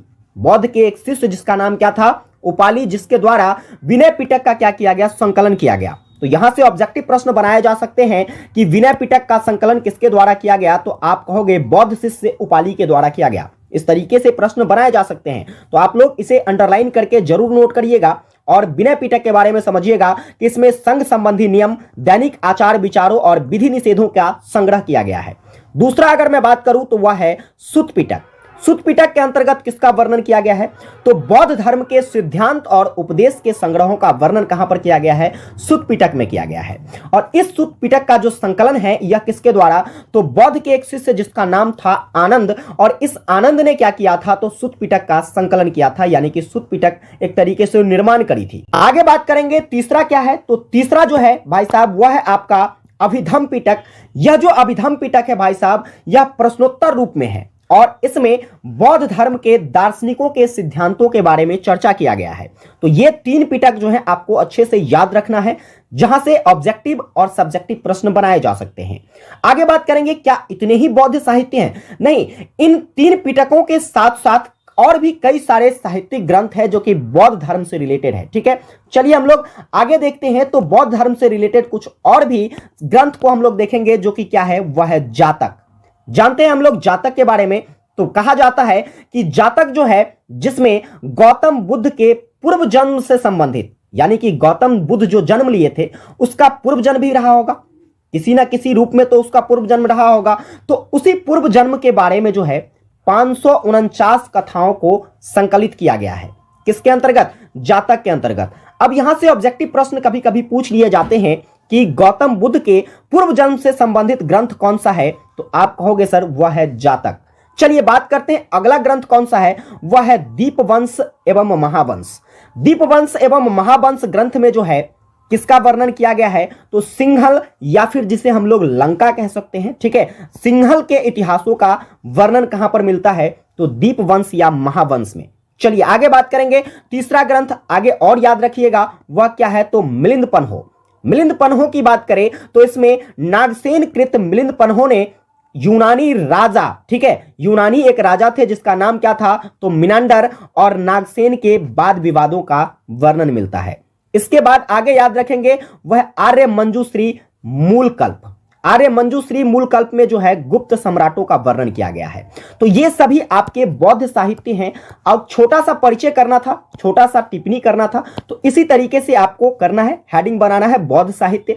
बौद्ध साहित्य के बारे में आपको छोटा सा एक बेसिक परिचय देते हुए इसे पिटक पर ले जाना है। पिटक कितने? तो 3 पिटक है। त्रिपिटक जिसे हम लोग कहते हैं। कौन कौन सा? विनय पिटक, सुत्त पिटक और इसके बाद अभिधम्म पिटक। इसमें किसका वर्णन किया गया है? इसको संकलित किसके द्वारा किया गया, इसके बारे में चर्चा करनी है। इसके बाद हम लोग भाई साहब इसके बाद कुछ और भी अन्य त्रिपिटक के अतिरिक्त जो है और भी बौद्ध साहित्य है, उन बौद्ध साहित्यों के बारे में बताएंगे, जैसे कि जातक हो गया, दीपवंश महावंश हो गया, मिलिंद पन्हो हो गया, इसके बाद आर्य मंजूश्री मूलकल्प हो गया। इसके बाद बात करेंगे। चलिए उम्मीद करता हूं आपको यह भी प्रश्न अच्छे से समझ में आ गया होगा। अगर प्रश्न आपको अच्छे से समझ में आती है तो आप लोगों को एक छोटा सा ही तो काम करना है, ज्यादा से ज्यादा अपने सभी फ्रेंड्स को जरूर शेयर करना है और एक प्यारा सा कमेंट करके जरूर बताना है कि हमारी क्लास आपको कैसी लगती है। आइए बात करते हैं आज के तीसरे प्रश्नों का। देखिए तीसरे प्रश्न क्या कहता है। तीसरा प्रश्न है आपका पुराण पर संक्षिप्त टिप्पणी करें। मोस्ट वीवीआई क्वेश्चंस ये भी है और ये निश्चित पूछा जाने वाला प्रश्न है। बात कर लेते हैं हम लोग पुराण की। समझिएगा जरा ध्यान से। पुराण देखो, पुराण का शाब्दिक अर्थ क्या होता है? पुराण का शाब्दिक अर्थ होता है प्राचीन। क्या होता है? प्राचीन, यानी कि भाई साहब काफी पहले की घटना, काफी पुरानी घटना। ये चीजें आपको समझ में आ गई। पुराण का शाब्दिक अर्थ क्या होता है? प्राचीन होता है।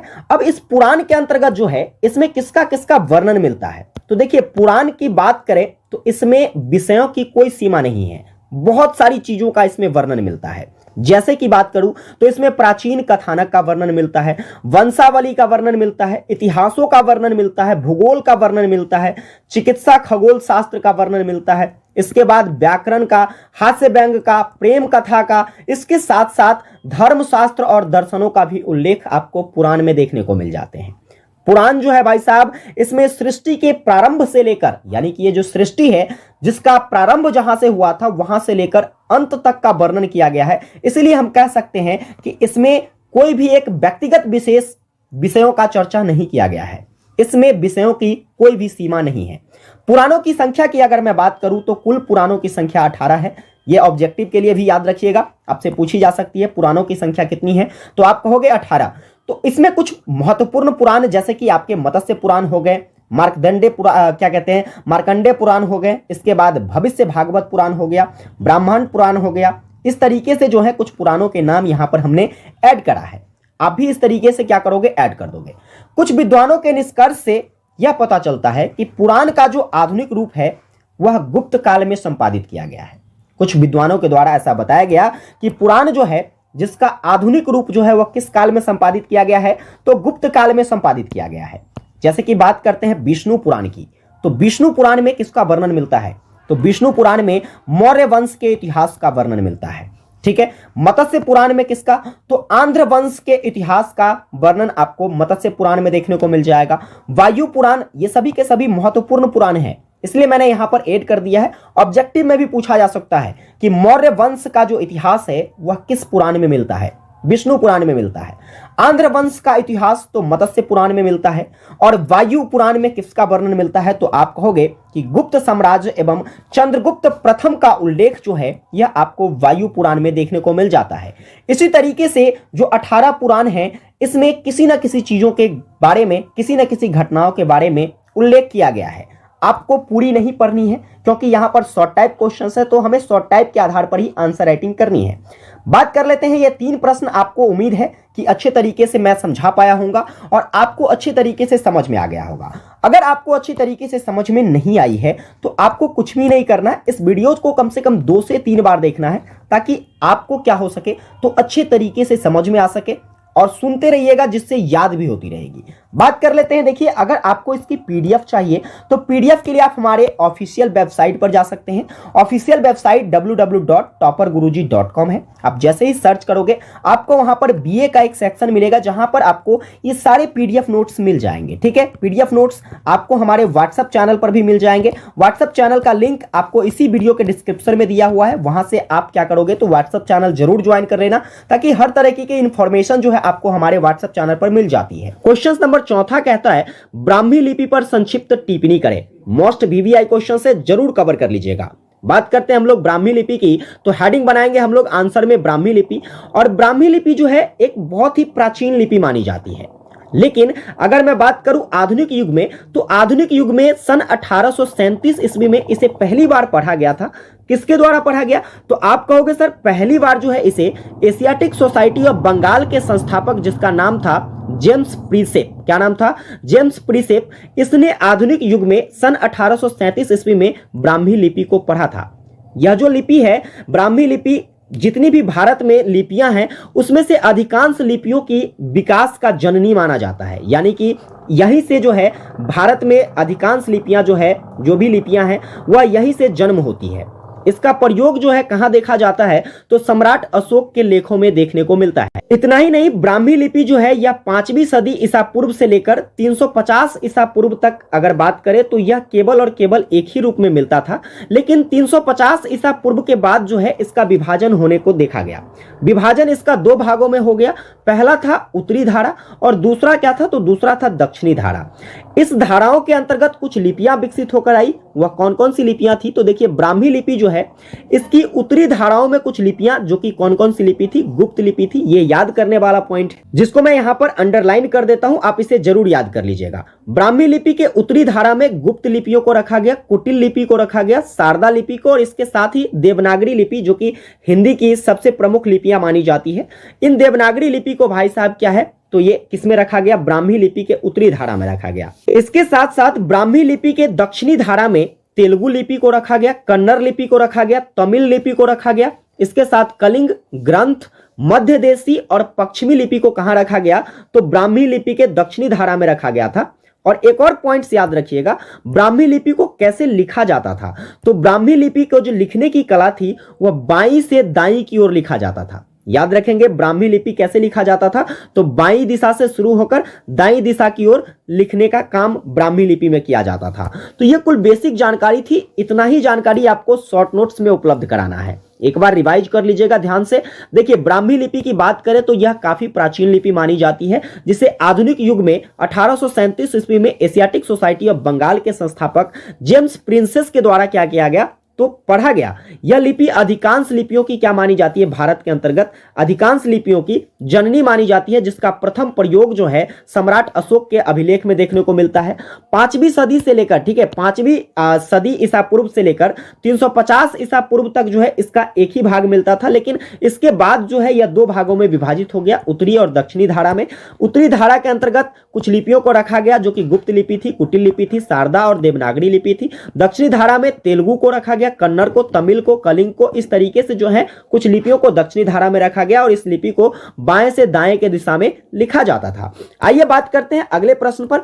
उम्मीद करता हूं आपको यह प्रश्न अच्छे तरीके से समझ में आ गया होगा। अगर आपको समझ में आ रही है तो बस सेशन को एक प्यारा सा लाइक कीजिए, अपने सभी दोस्तों के बीच शेयर कीजिए और एक प्यारा सा कमेंट करके जरूर बताइए कि आपको क्लासेस कैसी लगती है। बात करते हैं हम लोग अगले प्रश्न की। 5वां नंबर प्रश्न देखिए क्या कहता है।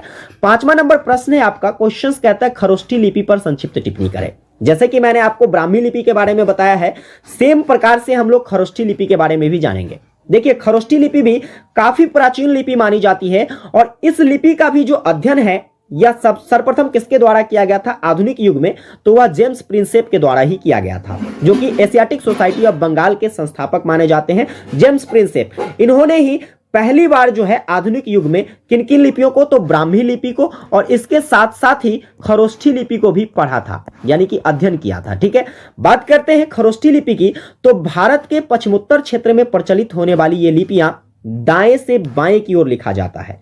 जैसे कि मैंने आपको ब्राह्मी में बताया, ब्राह्मी लिपि कहां से, तो बाएं से दाएं की ओर लिखा जाता है, लेकिन खरोष्ठी लिपि जो है यह कैसे लिखा जाता है, तो आप कहोगे सर दाएं से बाएं लिखा जाता है। इसके साथ साथ देखिए आपको याद रखना है कि खरोष्ठी लिपि का जो उद्गम है यह कैसे होता है, तो इसका उद्गम जो है विदेशी लिपियों से होता है। विदेशी लिपियां कौन कौन सी है, तो वह लिपियां हैं अरामाइक और इसके बाद है सीरियाई लिपि। इन दोनों लिपियों से आपका जो है खरोष्ठी लिपि विकसित हुआ माना जाता है। इस लिपियों में कुल 37 वर्ण यानी कि अक्षर, ठीक है। तो इस वर्ण में इस लिपियों में जो है कुल 37 वर्णों का वर्णन मिलता है, लेकिन इसके साथ साथ कुछ चीजों का अभाव भी देखने को मिलता है। इस लिपि में कौन कौन सी चीजों का अभाव देखने को मिलता है, तो 37 वर्ण तो है इसमें, लेकिन स्वरों का काफी ज्यादा अभाव देखने को मिलता है।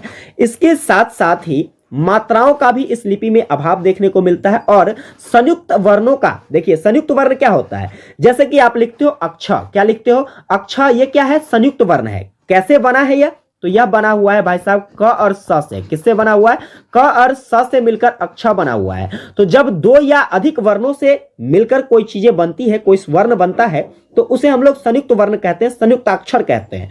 तो ये इन तरह के अक्षरों का भी खरोष्ठी लिपि में क्या देखने को मिला था, कमी देखने को मिला था। अब बात आती है कि खरोष्ठी लिपि का प्रमाण हमें कहां से मिलता है, तो खरोष्ठी लिपि का प्रमाण जो है यह सम्राट अशोक के शहबाजगढ़ी और मानसेहरा जो कि पाकिस्तान में है, इन अभिलेखों से क्या मिलता है, तो खरोष्ठी लिपि का प्रमाण मिलता है। खरोष्ठी लिपि का उपयोग कहां कहां पर हुआ, तो खरोष्ठी लिपि का जो उपयोग है यह कहां पर, तो बैक्ट्रिया में किया गया, इसके बाद कृषाण युग साम्राज्य में किया गया, इसके बाद कहा जाए तो सुगडिया और मिल्क रोड में जो है इसका उपयोग देखने को मिलता है। और इन्हीं उपयोगों से इसके साक्ष्य के बारे में भी पता चलता है। साक्ष्य यह बताता है कि यह जो लिपि है यह 7वीं शताब्दी तक खोतान और नीमा इन दोनों शहरों में पाया जाता था। इस तरीके से आपको खरोष्ठी लिपि के बारे में पूरी जानकारी उपलब्ध करानी है। आइए बात करते हैं अगले प्रश्न की। तो आज की क्लास का अगला प्रश्न है आपका पाली लिपि से संबंधित। पाली लिपि क्या कहती है, जरा इसको समझिएगा। देखिए पाली लिपि जो है यह उत्तर भारत के लोगों की भाषा मानी जाती है, जो पूर्व में बिहार से, ठीक है, पूर्व में बिहार से और इसके बाद कहे तो पश्चिम में हरियाणा, राजस्थान, इसके साथ साथ उत्तर में नेपाल, उत्तर प्रदेश और दक्षिण में मध्य प्रदेश, इन सभी जगहों पर बोली जाने वाली लिपि कौन सी है, तो पाली लिपि है। पाली लिपि का जो है विशेषता अध्ययन आपको बौद्ध धर्मों में देखने को मिला था। मैंने आपको पिछली क्लास में बौद्ध साहित्य के बारे में पढ़ाया था, जिसमें मैंने आपको पढ़ाया था त्रिपिटक। देखिए त्रिपिटक के अंतर्गत मैंने आपको 3 पिटकों के बारे में बताया था और इन 3 पिटकों को किस भाषा में लिखा गया था, तो वह पाली भाषा में ही लिखा गया था। और यह जो भाषा है यह हिंदी यूरोपीय भाषा परिवार का ही एक बोला जाने वाला भाषा है। बौद्ध धर्म के प्रचार प्रसार के उद्देश्य से सम्राट अशोक के पुत्र कौन थे, तो जिसका नाम था कुमार महेंद्र। क्या नाम था, सम्राट अशोक का पुत्र जिसका नाम था कुमार महेंद्र। इन्होंने त्रिपिटकों के साथ लंका गया, जहां पर दृगामणि के संरक्षण में थेरवाद का त्रिपिटक लिपिबद्ध हुआ था। आपसे अगर पूछ लिया जाए कि भारत की प्रथम देश भाषा कौन सी मानी जाती है, तो भारत का प्रथम देश भाषा पाली लिपि को ही माना जाता है। पाली लिपि के प्रसिद्ध वैयाकरण, वैयाकरण किसको कहते हैं समझिएगा, वैयाकरण हम लोग कहते हैं व्याकरण जानने वाले को। एक व्याकरण के जानकार जिसका नाम था कचायन, कचायन ने बताया कि इस पाली लिपि में 41 ध्वनियां हैं। इसके साथ साथ मुगलायन के द्वारा भी बताया गया, ये भी एक व्याकरण ही थे, व्याकरण जानकार थे, व्याकरण को जानने वाले थे।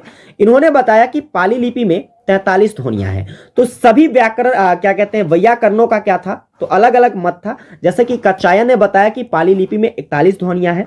इसके बाद मुगलायन ने बताया कि इसमें 43 ध्वनियां हैं। इसके साथ साथ कचायन के अनुसार पाली भाषा में जो है या पाली लिपि में जो है 8 स्वर और 33 व्यंजन वर्णित है। और मुगलायन ने बताया कि इसमें 10 स्तर यानी कि 10 स्वर हैं और 33 व्यंजन हैं। इस तरीके के मत जो हैं अनेक वैयाकरणों के थे। तो इस तरीके से आप इसे वर्णित कर सकते हैं। आगे बात करेंगे अगला प्रश्न क्या है। तो आपका अगला नंबर प्रश्न जो कि आज के इस क्लास का आखिरी प्रश्न होगा, क्वेश्चन कहता है प्राकृतिक लिपि पर संक्षिप्त टिप्पणी करें। प्राकृत लिपि क्या है इसको समझिएगा। ये सभी के सभी लिपियां आपके एग्जाम के दृष्टिकोण से इंपॉर्टेंट है। इसमें से एक क्वेश्चन आपके पेपर में पक्का पूछे जाएंगे। अब समझते हैं हम लोग प्राकृतिक लिपि को। तो प्राकृतिक लिपि जो है यह भारतीय आर्य भाषा के मध्य युग में जो अनेक प्रादेशिक भाषाएं विकसित हुई थी उसे जो है किस नाम से जाना जाता था, तो एक सामान्य रूप में प्राकृत लिपि के रूप में जाना जाता था। जन साधारण की बोलचाल की भाषा के लिए जिसका प्रयोग किया गया और पहली प्राकृत अथवा इसे पाली भाषा कहा गया। इस तरीके से हम लोग प्राकृत लिपियों को जानते हैं। प्राकृत लिपि का साक्ष्य कहां से देखने को मिलता है, तो प्राकृत लिपि का जो साक्ष्य है यह ब्राह्मी लिपि और खरोष्ठी लिपि से देखने को मिलता है। अशोक के शिलालेख में ब्राह्मी और खरोष्ठी नामक 2 लिपियां मिलती है। इसी को कतिपय भाषा वैज्ञानिक जो हैं यह पहली प्राकृत कहकर पुकारते हैं। यानी कि इन्हीं दोनों को मिलाकर जो है आपका प्राकृत भाषा या प्राकृत लिपि बनी हुई है।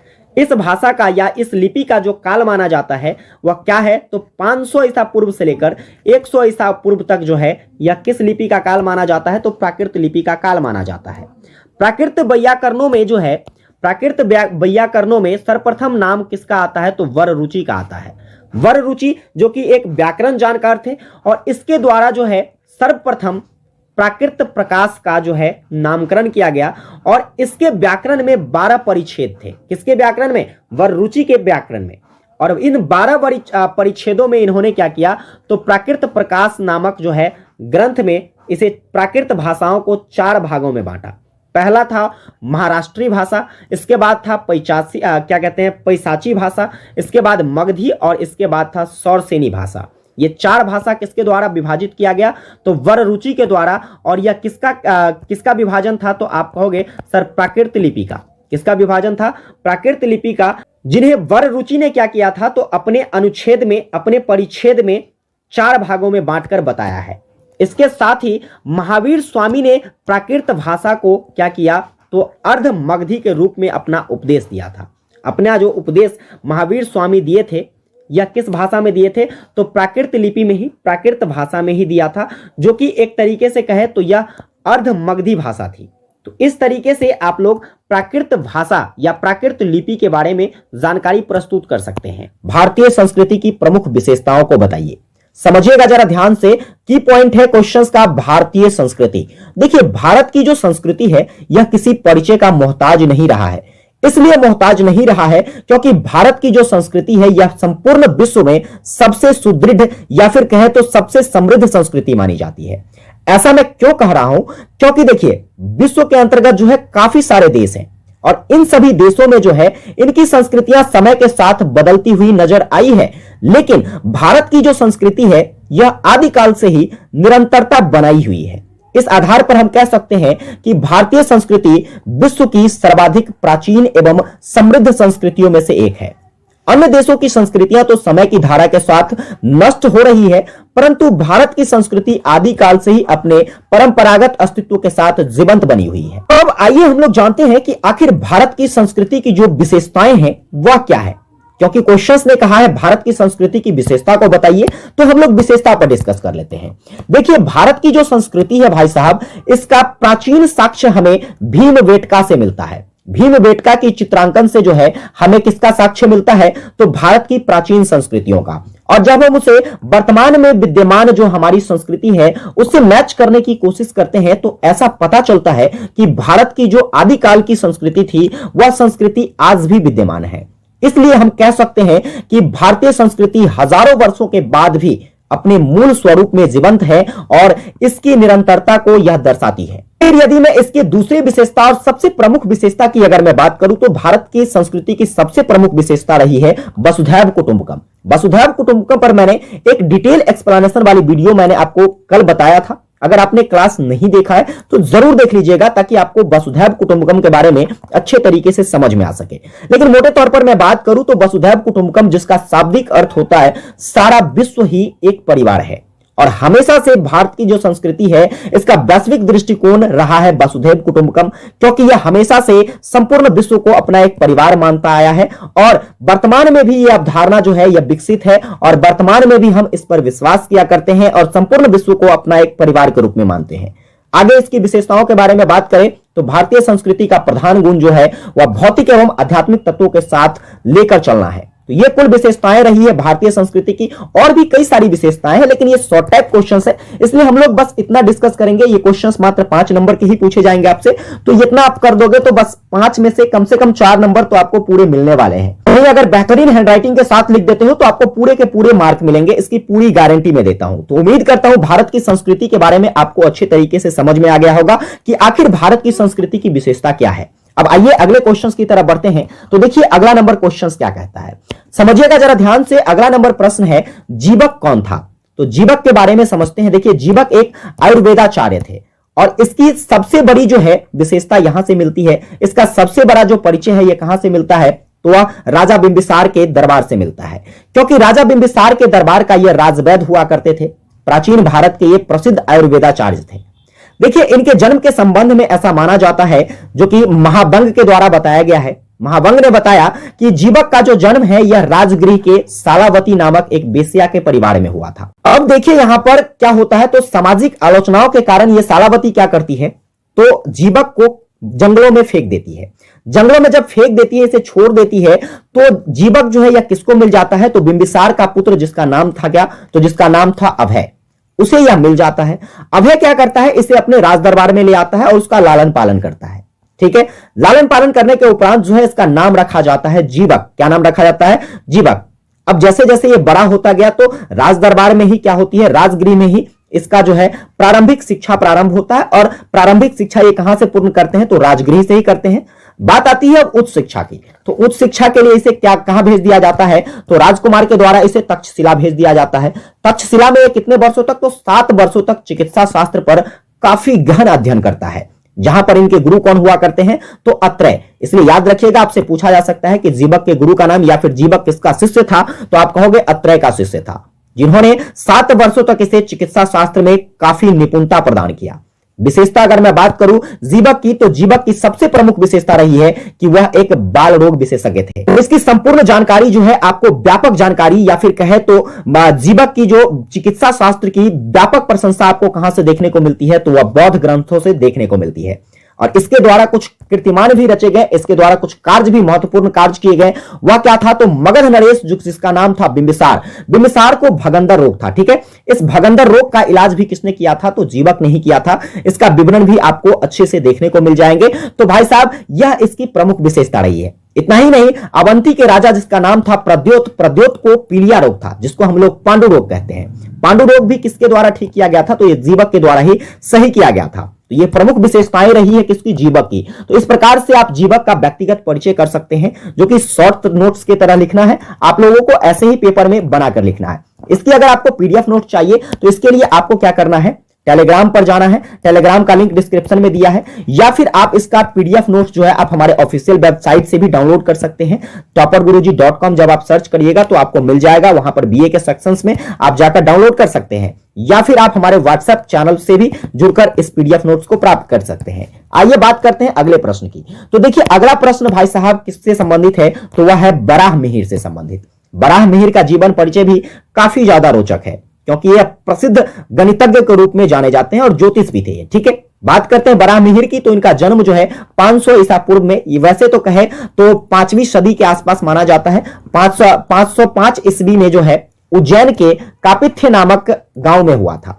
वे ज्योतिष एवं गणित के प्रख्यात विद्वान माने जाते थे। बराहमिहिर की अगर मैं बात करूं तो पूर्व मध्यकालीन युग में जो है यह खगोल विद्वानों में से एक माना जाता था। इन्होंने अपने ग्रंथ बृहज्जातक में ग्रहों और नक्षत्रों का वैज्ञानिक ढंग से विवेचना किया है। इसके साथ साथ इन्होंने बृहज्जातक में क्या किया है, तो भाई साहब बृहज्जातक की रचना जो है उज्जैनी में रहकर ही किया था। बृहज्जातक की रचना कहां पर किया था, तो उज्जैनी में रहकर किया था। आपसे क्वेश्चन पूछा जा सकता है कि बृहज्जातक किसकी रचना है, तो आप कहोगे बराहमिहिर की रचना है। चंद्रगुप्त विक्रमादित्य के राज दरबार में 9 रत्न हुआ करते थे। उन 9 रत्नों में एक रत्न जिसमें भाई साहब बराहमिहिर भी शामिल था। इन्होंने बृहत संहिता, लघु जातक, विवाह पटल, योग यात्रा और समास संहिता नामक ग्रंथ की रचना की। ये सभी ऑब्जेक्टिव में काम आ सकते हैं, इसलिए जरूर इसको याद रखिएगा। जैसे पूछ लिया जाए कि बृहत संहिता किसकी रचना है, तो बराहमिहिर की रचना है। लघु जातक किसकी रचना है, तो बराहमिहिर की रचना है। विवाह पटल किसकी रचना है, तो यह भी बराहमिहिर की। और योग यात्रा किसकी रचना है, बराहमिहिर की रचना है। तो ये सभी प्रमुख ग्रंथों की रचना किसके द्वारा किया गया था, बराहमिहिर के द्वारा किया गया था। बराहमिहिर ने 3 शाखाओं पर ग्रंथों की रचना की थी। वह 3 शाखा क्या था, तो पहला था तंत्र, इसके बाद जातक और इसके बाद संहिता। इन 3 शाखाओं में इसकी रचनाएं जो है यह देखने को मिलती है। इनकी रचना जो है बृहत संहिता, इसके जो है 14वें अध्याय में भारतीय भूगोल का दीर्घ दर्शन मिलता है। ये चीजों को याद रखिएगा, आपसे पूछ लिया जाए कि बृहत संहिता के किस अध्याय में जो है भारतीय भूगोल का दिग्दर्शन मिलता है। बराहमिहिर की रचना बृहत संहिता में 14वें अध्याय में भारतीय भूगोल का एक बहुत ही सुदृढ़ परिचय देखने को मिलता है, सुदृढ़ अध्ययन देखने को मिलता है। तो इस प्रकार से आप बराहमिहिर का परिचय कर सकते हैं। आइए बात करते हैं अगले प्रश्न की। तो अगला जो प्रश्न होगा आपका आर्यभट्ट से संबंधित। प्रश्न कहता है कि आर्यभट्ट का संक्षिप्त परिचय करें। भाई किस आधार पर आप आर्यभट्ट का परिचय करेंगे, जरा ध्यान से समझिएगा। आर्यभट्ट जो कि एक परिचय का मोहताज नहीं रहा है। आर्यभट्ट काफी चर्चित रहे हैं किस क्षेत्र में, तो खगोल शास्त्र के क्षेत्र में। भारतीय खगोल शास्त्रियों में आर्यभट्ट का उल्लेखनीय स्थान रहा है। इनका जन्म पाटलिपुत्र में लगभग 476 ईस्वी में हुआ था। इनका जन्म, आर्यभट्ट का जन्म कब हुआ था, तो 476 ईस्वी में। कहां हुआ था, तो पाटलिपुत्र में हुआ था। ठीक है, चलिए आगे बात करेंगे आर्यभट्ट के बारे में। तो इसका प्रमुख पुस्तक जिसका नाम था आर्यभट्टियम, क्या नाम था, आर्यभट्टियम नाम था। और यह खगोल शास्त्र से संबंधित था। किससे संबंधित था, खगोल शास्त्र से संबंधित था आर्यभट्टियम, जो कि किसके द्वारा लिखा गया, आर्यभट्ट के द्वारा लिखा गया था। ज्योतिष पर अपने सिद्धांतों का प्रतिपादन करने वाले आर्यभट्ट प्राचीनतम ज्ञात व्यक्ति रहे थे। उन्होंने सूर्य केंद्रित सिद्धांत का प्रतिपादन किया, जिसमें उन्होंने ब्रह्मांडीय गतिविधियों का केंद्र सूर्य को माना और कहा कि सूर्य स्थिर है और पृथ्वी जो है कि गतिशील है। पृथ्वी जो है यह सूर्य के चारों ओर चक्कर लगाती है, यह उन्होंने बताया। सूर्य के प्रकाश से ही चंद्रमा और अन्य ग्रह क्या होते हैं, तो प्रकाशित होते हैं। यह सभी स्टेटमेंट किसके द्वारा दिया गया था, तो यह सभी स्टेटमेंट आर्यभट्ट के द्वारा दिया गया था। उन्होंने और भी कुछ बताया। और क्या बताया था भाई साहब, तो उन्होंने सूर्य और चंद्र ग्रहण का कारण ग्रहों की गतिविधियों को माना है। यानी कि सूर्य ग्रहण जो लगती है और चंद्र ग्रहण जो लगती है, आर्यभट्ट का ऐसा मानना था कि यह ग्रहों की गतिविधियों के कारण लगता है। आर्यभट्ट के पश्चात उनके शिष्य निशंक, पांडुरंग स्वामी और लाटदेव जैसे विद्वानों ने उनके सिद्धांतों को क्या किया था, तो प्रचार प्रसार किया था। सर्वाधिक रूप से बात करी जाए तो सर्वाधिक प्रसिद्ध लाटदेव ने पोलिस तथा रोमांच सिद्धांतों की व्याख्या प्रस्तुत की और वह सर्व सिद्धांत गुरु के नाम से विख्यात हो गए। तो ये कुल परिचय था आर्यभट्ट का। किसका परिचय था भाई साहब, आर्यभट्ट का परिचय था, जिनका जन्म 476 ईस्वी में कहां हुआ था, तो पाटलिपुत्र में हुआ था। खगोल शास्त्र से संबंधित थे। इसके बाद उन्होंने काफी सारे ऐसे सिद्धांत का प्रतिपादन किया। जिस तरीके से उन्होंने आर्यभट्टियम पुस्तक लिखी जो कि खगोल शास्त्र से संबंधित था। इसके बाद उन्होंने सूर्य केंद्रित सिद्धांत का प्रतिपादन किया। उन्होंने ब्रह्मांड की गतिविधियों के बारे में बताया, सूर्य और ग्रह के बारे में बताया। इस तरीके से अगर बात कर लिया जाए तो उन्होंने चंद्र ग्रहण और सूर्य ग्रहण पर भी अपना फोकस दिया और उन्होंने बताया कि ग्रहों की गतिविधियों के कारण ऐसा होता है। इन सभी सिद्धांतों का जो है विशेष रूप से अध्ययन या फिर विशेष प्रचार प्रसार जो है इनके कुछ शिष्य थे जिसका नाम था निशंक, पांडुरंग स्वामी और लाटदेव, इन सभी विद्वानों के द्वारा किया गया, जिसमें लाटदेव जो है भाई साहब काफी ज्यादा प्रसिद्ध रहे और उन्हें अंततः जो है सर्व सिद्धांत गुरु के नाम से जाना गया। ठीक है, तो कुल ये जानकारी थी आपके किससे संबंधित, तो ये आर्यभट्ट से संबंधित था। 12 नंबर क्वेश्चन कहता है कि भारतीय संस्कृति में रामायण की क्या भूमिका या महत्व है, इस पर आपको क्या करना है, एक संक्षिप्त टिप्पणी करना है। ये क्वेश्चन आपसे 5 नंबर के पूछे जाएंगे। ठीक है, चलिए हम लोग इसका आंसर समझने की कोशिश करते हैं और पेपर में हमें कैसे लिखना है इसको जानते हैं। तो सबसे पहले यहां पर क्वेश्चन क्या कह रहा है, भारतीय संस्कृति। तो भारतीय संस्कृति के बारे में मैंने आपको पिछली क्लास में काफी डिटेल से बताया था कि भारत की संस्कृति कैसी है, भारत की संस्कृति को विश्व भर में किस रूप में देखा जाता है, क्या अपना महत्व रखती है विश्व भर में भारतीय संस्कृति, इन सभी के बारे में डिटेल से बताया था। क्लास अगर आपने नहीं देखा है तो जरूर देख लीजिएगा।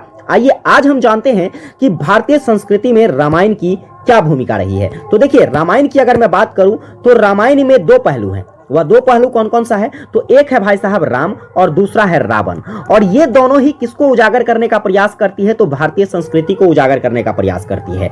संस्कृति कौन सी, तो आर्य संस्कृति। देखिए, आर्य संस्कृति की अगर मैं बात करूं तो राम भाई साहब जो है यह आर्य संस्कृति का प्रतिनिधित्व करता है, लेकिन रावण जो है इस आर्य संस्कृति के खिलाफ है, यानी कि यह अनार्य संस्कृति का प्रतिनिधित्व करता है। अब इन्हीं दोनों के बीच के युद्धों को क्या किया गया है, तो रामायण के अंतर्गत विवरण बनाकर प्रस्तुत कर दिया गया है, और यही विवरण भारत की संस्कृति को उजागर करने का प्रयास करती है। देखिए, अगर मैं बात करूं आर्य संस्कृति की, तो आर्य संस्कृति रामायण काल में केवल और केवल उत्तर भारत में विकसित था, लेकिन जैसे ही राम क्या करते हैं, रावण पर अपना विजय प्राप्त कर लेते हैं, तो यह आर्य संस्कृति उत्तर भारत के साथ साथ दक्षिण भारत में भी विकसित होता हुआ दिखता है। अब आइए समझते हैं हम लोग कि यह जो आपकी रामायण है यह किस तरीके से संस्कृति में अपनी भूमिका निभाती है। तो सबसे पहले हम बात करते हैं हमारी संस्कृति किस प्रकार की है। तो हमारी संस्कृति जो है सबों को एक आदर स्वरूप देखने का प्रयास करती है। जैसे कि मैंने आपको वसुधैव कुटुंबकम के बारे में पढ़ाया था। वसुधैव कुटुंबकम हमें क्या बताती है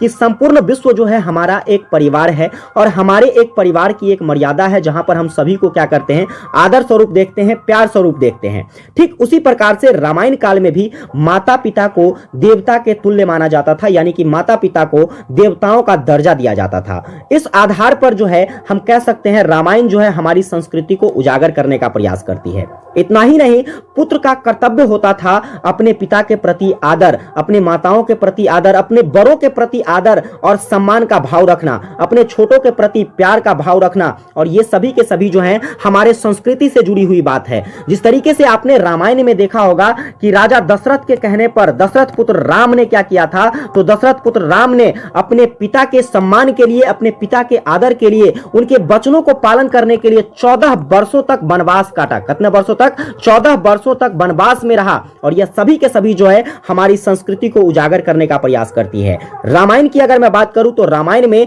तत्काल समय की वेशभूषा और प्रकृति का भी चित्रण देखने को मिलता है। इतना ही नहीं, इसके साथ साथ मैं बात करूं तो साहित्य की दृष्टि से भी रामायण जो है हमारी संस्कृति में काफी ज्यादा योगदान देने का प्रयास करती है। साहित्यिक दृष्टि से क्यों, तो देखिए, एक तरफ हम लोग राम की उदारता का वर्णन करते हैं रामायण के अंतर्गत, वहीं पर दूसरी तरफ बात करें तो उनके नैतिक आदर्श का भी हम लोग क्या करते हैं, तो नैतिक आदर्श का भी वर्णन करते हैं। तो इस तरीके से हम लोग कह सकते हैं कि यह नैतिक आदर्श और इसके बाद जो है उनकी उदारता किसको प्रस्तुत करती है, तो यह साहित्य को प्रस्तुत करती है। इसलिए साहित्यिक दृष्टिकोण से भी रामायण हमारी संस्कृति में काफी अहम भूमिका निभाती है। तो इस तरीके से आप लोगों को आंसर राइटिंग करनी है। उम्मीद करता हूं मैं आपको भारतीय संस्कृति में रामायण की भूमिका या महत्व को समझा पाया होऊंगा। अगर आपने समझ लिया इस चीज को तो एक बार प्यारा सा कमेंट करके जरूर बताइएगा कि आप किस प्रकार समझ सके या फिर कुछ त्रुटियां रह गई। कमेंट करके जरूर बताइएगा और अपने सभी दोस्तों को जरूर शेयर कीजिएगा। चलिए हम लोग बात करते हैं अगले प्रश्न की। देखिए, दूसरा नंबर प्रश्न जो कि आज के इस क्लास का क्या है, क्वेश्चंस आपका कहता है, यहां पर ध्यान से समझिएगा। क्वेश्चन है भाई साहब कि भारतीय संस्कृति के संदर्भ में विश्व बंधुत्व को समझाइए। अब ये विश्व बंधुत्व क्या है? विश्व का मतलब तो समझ गए संपूर्ण संसार, बंधुत्व का मतलब भाईचारा। बंधुत्व का मतलब क्या होता है? भाईचारा।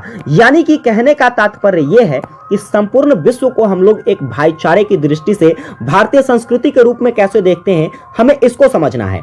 तो भारतीय संस्कृति जो है यह भारत के प्रत्येक व्यक्ति को ही भाईचारा का संदेश नहीं देती, किंतु यह समस्त विश्व को या केवल और केवल भारत के लोगों को, हमारी जो संस्कृति है भारतीय संस्कृति, यह केवल भारत के लोगों को ही भाईचारे का संदेश नहीं देती है, यह संपूर्ण विश्व को क्या करती है तो भाईचारे का संदेश देने का काम करती है। क्योंकि मैंने आपको वसुधैव कुटुंबकम के बारे में बताया था, और वसुधैव कुटुंबकम जो है हमें संदेश देती है कि हमारा जो ये संपूर्ण विश्व है, संपूर्ण विश्व जो है एक बंधु है, एक भाई है हमारा। जैसे कि इसके संदर्भ में आदर्श व्यक्तियों का कथन भी रहा था, हम इस कथन पर भी डिस्कस करेंगे। बात करते हैं, देखिए भारतीय संस्कृति में संपूर्ण विश्व को एक परिवार कहा गया है, इसलिए यहां यह विचार प्रकट हुआ, यह मेरा, यह तेरा, यह कौन करता है तो यह भाई साहब छोटी बुद्धि वाले लोग जो हैं यह हमेशा इसी भाव में जीते हैं कि यह वस्तु हमारा है, यह देश हमारा है, यह तुम्हारा देश है, यह वस्तु तुम्हारा है। ऐसा कौन करता है तो केवल और केवल छोटी बुद्धि वाले, मंद बुद्धि वाले लोग करते हैं, और यह हमारी संस्कृति जो है हमें संदेश देने का प्रयास करती है। लेकिन वहीं पर उदार चरित्र वाले व्यक्ति, सच्चे ज्ञानी व्यक्ति, जो अधिक ज्ञान रखने वाले व्यक्ति हैं, वह हमेशा से पूरे विश्व को क्या कहती है तो अपना एक परिवार मानती है, अपना एक परिवार कहती है। इसी को हम लोग क्या कहते हैं तो एक विश्व बंधुत्व कहते हैं। इसके संदर्भ में विवेकानंद का एक कथन देखिए। विवेकानंद जब शिकागो में क्या किए तो शिकागो में विश्व धर्म सम्मेलन में भाषण दिए थे, तो वहां पर प्रारंभ में उन्होंने क्या कहा था, वहां पर प्रारंभ में कहा था, मेरे प्यारे भाइयों एवं बहनों। और जब यह संबोधन युक्त शब्द उनके मुंह से निकला तो निकलते ही जो है वहां पर जो भी लोग विद्यमान थे, इन शब्दों से या फिर पूरे विश्व के लोग जो है इन शब्दों को सुनकर आश्चर्यचकित हो गया कि संपूर्ण विश्व को जो है यह अपने प्यारे भाई और बहनों के रूप में संबोधित करने का प्रयास किए हैं। इस प्रकार हम कह सकते हैं कि हमारी संस्कृति जो है यह पूरे विश्व को अपना एक बंधु मानती है, पूरे विश्व को अपना एक भाईचारे के रूप में देखने का प्रयास करती है।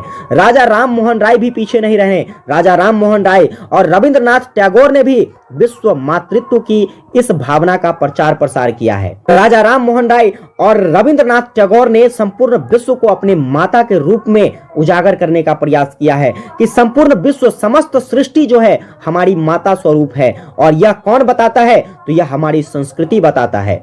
वैदिक काल में भी विश्व बंधुत्व की धारणा जो है यह विद्यमान देखी गई थी, और वर्तमान समय में भी जो है भारत के द्वारा क्या किया जाता है, जब विदेशी नीतियों का संचालन होता है तो इन विदेशी नीतियों के संचालन में विश्व बंधुत्व की भावना को देखने को मिलता है। जैसे आप अभी हमारे देश के जो प्रधानमंत्री कौन है, नरेंद्र मोदी जी हैं। नरेंद्र मोदी जी को आप देखते होंगे जब किसी भी मंच से वह भाषण देने का प्रयास करते हैं, चाहे वो देश का कोई भी कोना हो या फिर पूरे विश्व की बात कर ले, वह विश्व में जहां भी परिभ्रमण करते हैं तो हमेशा उनका संबोधन करने का तरीका यही होता है कि वह समस्त विश्व को, वहां के नागरिकों को अपने भाई और बंधुओं के रूप में संबोधित करते हैं, जिससे उनकी भाईचाराएं जो है, उनका संबंध जो है अच्छा बनता है। इस प्रकार हमारी जो संस्कृति है यह विश्व बंधुत्व को उजागर करने का प्रयास करती है। आइए हम लोग उम्मीद करते हैं आपको यह समझा पाया होगा और आपको अच्छी तरीके से समझ में आ गया होगा कि भारत की जो संस्कृति है इसके संदर्भ में विश्व बंधुत्व क्या है। चलिए हम लोग अगले क्वेश्चंस पर बढ़ेंगे। अगला नंबर क्वेश्चंस देखिएगा। इससे पहले मैं आपको बताना चाहूंगा कि यदि आप इस क्लास की पीडीएफ नोट्स चाहते हैं तो पीडीएफ नोट्स आपको कहां पर मिलेगी तो आपको हमारे ऑफिशियल वेबसाइट पर मिल जाएगी।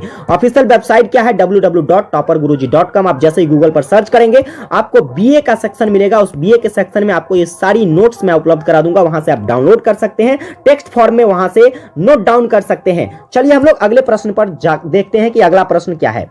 तो अगला नंबर प्रश्न आपका कहता है भगवत गीता पर संक्षिप्त परिचय दे। देखिए भगवत गीता को समझेंगे। भगवत गीता किससे संबंधित है तो आपने देखा होगा महाभारत सीरियल देखा है। अगर आपने देखा है तो एक बार प्यारा सा कमेंट करके बताइए कि जी सर मैंने देखा है। तो महाभारत से रिलेटेड है आपका भगवत गीता। अब ऐसा मैं इसलिए कहता हूं क्योंकि देखिए भगवत गीता या गीता की अगर मैं बात करूं तो यह भारतीय विचारधारा के इतिहास में हिंदुओं का सबसे पवित्र ग्रंथ माना जाता है। मूलतः अगर बात करूं गीता की तो गीता जो है यह महाभारत के भीष्म पितामह जो थे उनके पर्वों का एक अंश माना जाता है। और इस भगवत गीता में महाभारत युद्ध के अवसर पर अर्जुन को श्री कृष्ण द्वारा दिए गए उपदेशों का संग्रह देखने को मिलता है। भगवत गीता जो है जिसमें क्या मिलता है तो आप कहोगे सर अर्जुन को जो है भगवान कृष्ण के द्वारा जो उपदेश दिया गया था, कहां उपदेश दिया गया था तो समझिएगा मैं आपको सारी कहानी को डिटेल्स में बताता हूं। जब कुरुक्षेत्र में कौन कौन युद्ध करने के लिए पहुंचते हैं, तो पांडवों की सेना और किसकी सेना, तो कौरवों की सेना। जब पांडवों की सेना और कौरवों की सेना कुरुक्षेत्र में युद्ध के लिए पहुंचते हैं तो पांडव का नेतृत्व कर रहे होते हैं कौन, पांडव का नेतृत्व कर रहे होते हैं अर्जुन। और अर्जुन जब युद्ध भूमि में जाते हैं तो उन्हें कौन दिखाई देता है, तो वहां एक और भीष्म पितामह दिखाई देते हैं जो कि उनके कौन थे, तातश्री थे। उसी सेना में उनके गुरु द्रोणाचार्य दिखते हैं और इसके साथ साथ ही जितने भी योद्धा दूसरी तरफ दिखाई देता है अर्जुन को, वो सभी के सभी उनके भाई होते हैं, उनके बंधु होते हैं। यह देखकर जो है अर्जुन की जो हृदय है यह करुणामयी हो जाता है, वह युद्ध करना चाहता ही नहीं है। तो इस संदर्भ में कौन, तो भाई साहब अर्जुन का सारथी होता है कृष्ण, और कृष्ण उपदेश देते हैं। कृष्ण जो है उन्हें इस मोह से निकालने का प्रयास करते हैं। इसी उपदेश को जो है क्या किया गया, भागवत गीता में वर्णित किया गया है। जब वह मोह में पड़ जाते हैं कौन, अर्जुन भाई साहब, तो उनकी जो गांडीव है, यानी कि गांडीव बोले तो धनुष, उनका धनुष उठ ही नहीं पाता, वो युद्ध करना चाहते ही नहीं है। इस ऐसी स्थिति पैदा हो जाती है, वो ऐसे मोह संकट में पड़ जाते हैं। लेकिन भगवान कृष्ण, क्योंकि उन्होंने तो भाई साहब अब जिस मोड़ पर लाकर इस युद्ध को खड़ा कर दिया था, तो परिणाम तो कुछ न कुछ आना सामने था ही। परिणाम अब क्या आता, तो कहीं ना कहीं एक तरफ धर्म था और दूसरे तरफ अधर्म था। धर्म की ही जीत होनी थी, अधर्म कभी जीत सकता नहीं था। जब अधर्म कभी जीत सकता नहीं था तो अधर्म को हराने के लिए भाई साहब अर्जुन का गांडीव उठना जरूरी था। परंतु वो ऐसी मोह संकट में पड़ गए थे कि वह अपना गांडीव उठाना ही नहीं चाह रहे थे। फिर कृष्ण भगवान को रहा नहीं जाता है और वह उपदेश देते हैं, और उपदेश के दौरान जो है यह भागवत गीता सामने आती है। उसी उपदेश को इस भागवत गीता में बताया गया है। इस उपदेश के दौरान भगवान श्री कृष्ण कहते हैं, कर्मण्यवाधिकारस्तु मा फलेषु कदाचन।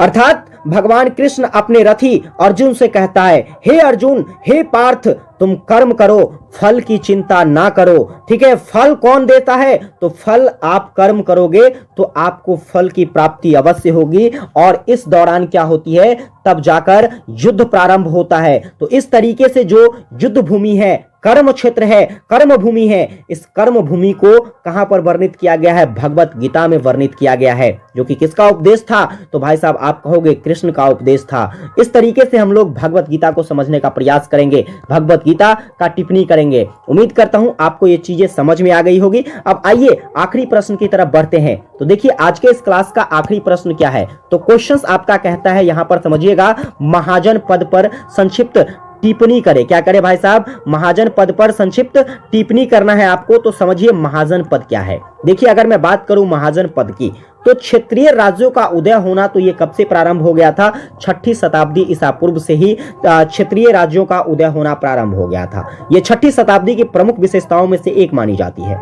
भारत की संस्कृति इतिहास का प्रारंभ तो अति प्राचीन काल से हो चुका था, लेकिन राजनीतिक इतिहास इन क्षेत्रीय राज्यों के उदय से ही प्रारंभ होता है। यानी कि ये जो क्षेत्रीय राज्य का उदय होना शुरू हुआ था 6ठी शताब्दी में, उस काल से ही राजनीतिक इतिहास का उदय माना जाता है, प्रारंभ माना जाता है। इस काल तक लौह तकनीक के व्यापक प्रयोग ने लोगों के जीवन पर या फिर लोगों के भौतिक जीवन में जो है यह क्रांतिकारी परिवर्तन लाकर रख दिया था। इससे जीवन यापन का अस्थायी प्रवृत्ति जो है यह सुदृढ़ होता हुआ दिखाई दिया। वैदिक काल में प्रमुख राजनीतिक इकाई जन थी, जन यानी कि लोग। ठीक है, जितने भी वैदिक काल में राजनीतिक इकाई हुआ करता था वो लोग हुआ करता था। जनों का कोई अस्थायी क्षेत्र नहीं था, यानी कि उन लोगों का जो है कोई अस्थायी क्षेत्र नहीं हुआ करता था। वे एक स्थान से दूसरे स्थान पर घूमा करते थे, यानी कि टहलते फिरते थे, बस इधर उधर जाते थे। लेकिन 6ठी शताब्दी ईसा पूर्व तक आते आते कृषि भी विकसित हो गया, उद्योग कार्य भी विकसित हो गए, व्यापार वाणिज्य आदि का विकास जो है यह क्या किया, तो प्राचीन जनजातीय व्यवस्था को जर्जर बना दिया और छोटे छोटे जनों का स्थान अब जनपदों का या फिर क्षेत्रीय राज्यों का नाम ले लिया, रूप ले लिया। इस तरीके से क्षेत्रीय राज्य या जनपद का विभाजन होना शुरू हो गया। और जब यही क्षेत्रफल, यही जनपद क्या होता चला गया, तो क्षेत्रीय राज्य या जनपद का काफी ज्यादा विस्तार देखने को मिला। तो यही विस्तार भरा क्षेत्रीय राज्य या विस्तार भरा जनपद जो है या किसके नाम से जाना गया, तो महाजन पद के नाम से जाना गया। तो उम्मीद करता हूं आपने महाजन पद के बारे में ये जो छोटी सी जानकारी थी आप समझ गए होंगे। क्या है, तो एक बार फिर से हम लोग इस पर नजर डालेंगे। देखिए महाजन पद की अगर मैं बात करूं तो 6ठी शताब्दी पूर्व से ही क्या होना शुरू हो गया था, क्षेत्रीय राज्यों का उदय होना शुरू हो गया था। इससे पूर्व जो है लोग क्या करते थे, तो भाई साहब लोग जो है यह क्या करते थे, तो ना तो उस समय उद्योग कार्य विकसित थे, ना ही व्यापार वाणिज्य विकसित था, तो लोग जो है अपना कहीं भी कोई अस्थायी क्षेत्र निहित नहीं रखता था। वे हमेशा एक जगह से दूसरे जगह अपने संसाधनों की खोज में रहते थे, अपने जीवन यापन के लिए हमेशा एक जगह से दूसरे जगह जाया करते थे। लेकिन 6ठी शताब्दी से पूर्व तक क्या हो गया, तो भाई साहब कृषि, उद्योग, व्यापार ये सब विकसित हो गए, जिससे क्या हुआ, तो प्राचीन जनजाति व्यवस्था जो थी यह जर्जर हो गई और जितने भी क्या कहते हैं लोग थे यह बंटना शुरू हो गया। छोटे छोटे जनों का जो है एक टुकड़ा बन गया, या जनपद के नाम से जाना गया, या छोटे छोटे राज्यों के रूप में, क्षेत्रीय राज्यों के रूप में जाना गया। लेकिन जब यही छोटा छोटा राज्य जब काफी ज्यादा विकसित होता चला गया, तो इसे ही अंतोगत्वा किस नाम से जाना गया, तो यह महाजन पद के नाम से जाना गया। तो क्वेश्चन आपका कह रहा है चरक का परिचय दीजिए। अब देखिए, किसी भी व्यक्ति का परिचय देने के लिए हमें किन किन चीजों की आवश्यकता होती है, जरा इसको समझ लीजिए।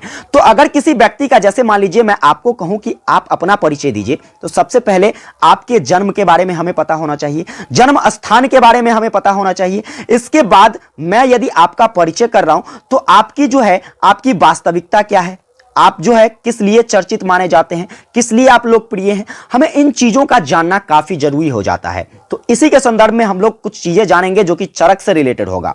अब देखिए, अगर चरक की बात करूं तो इनका जन्म कब हुआ था, 300 ईसा पूर्व में हुआ था। कहां पर हुआ था, तो इनका जन्म जो है कश्मीर में हुआ था, कश्मीर जो कि भारत में ही है, ठीक है। तो कश्मीर में इनका जन्म होता है और इन्होंने जो अपनी शिक्षा है यह कहां से पूर्ण करी थी, तो इन्होंने अपनी शिक्षा जो है तक्षशिला विश्वविद्यालय से पूर्ण करी थी।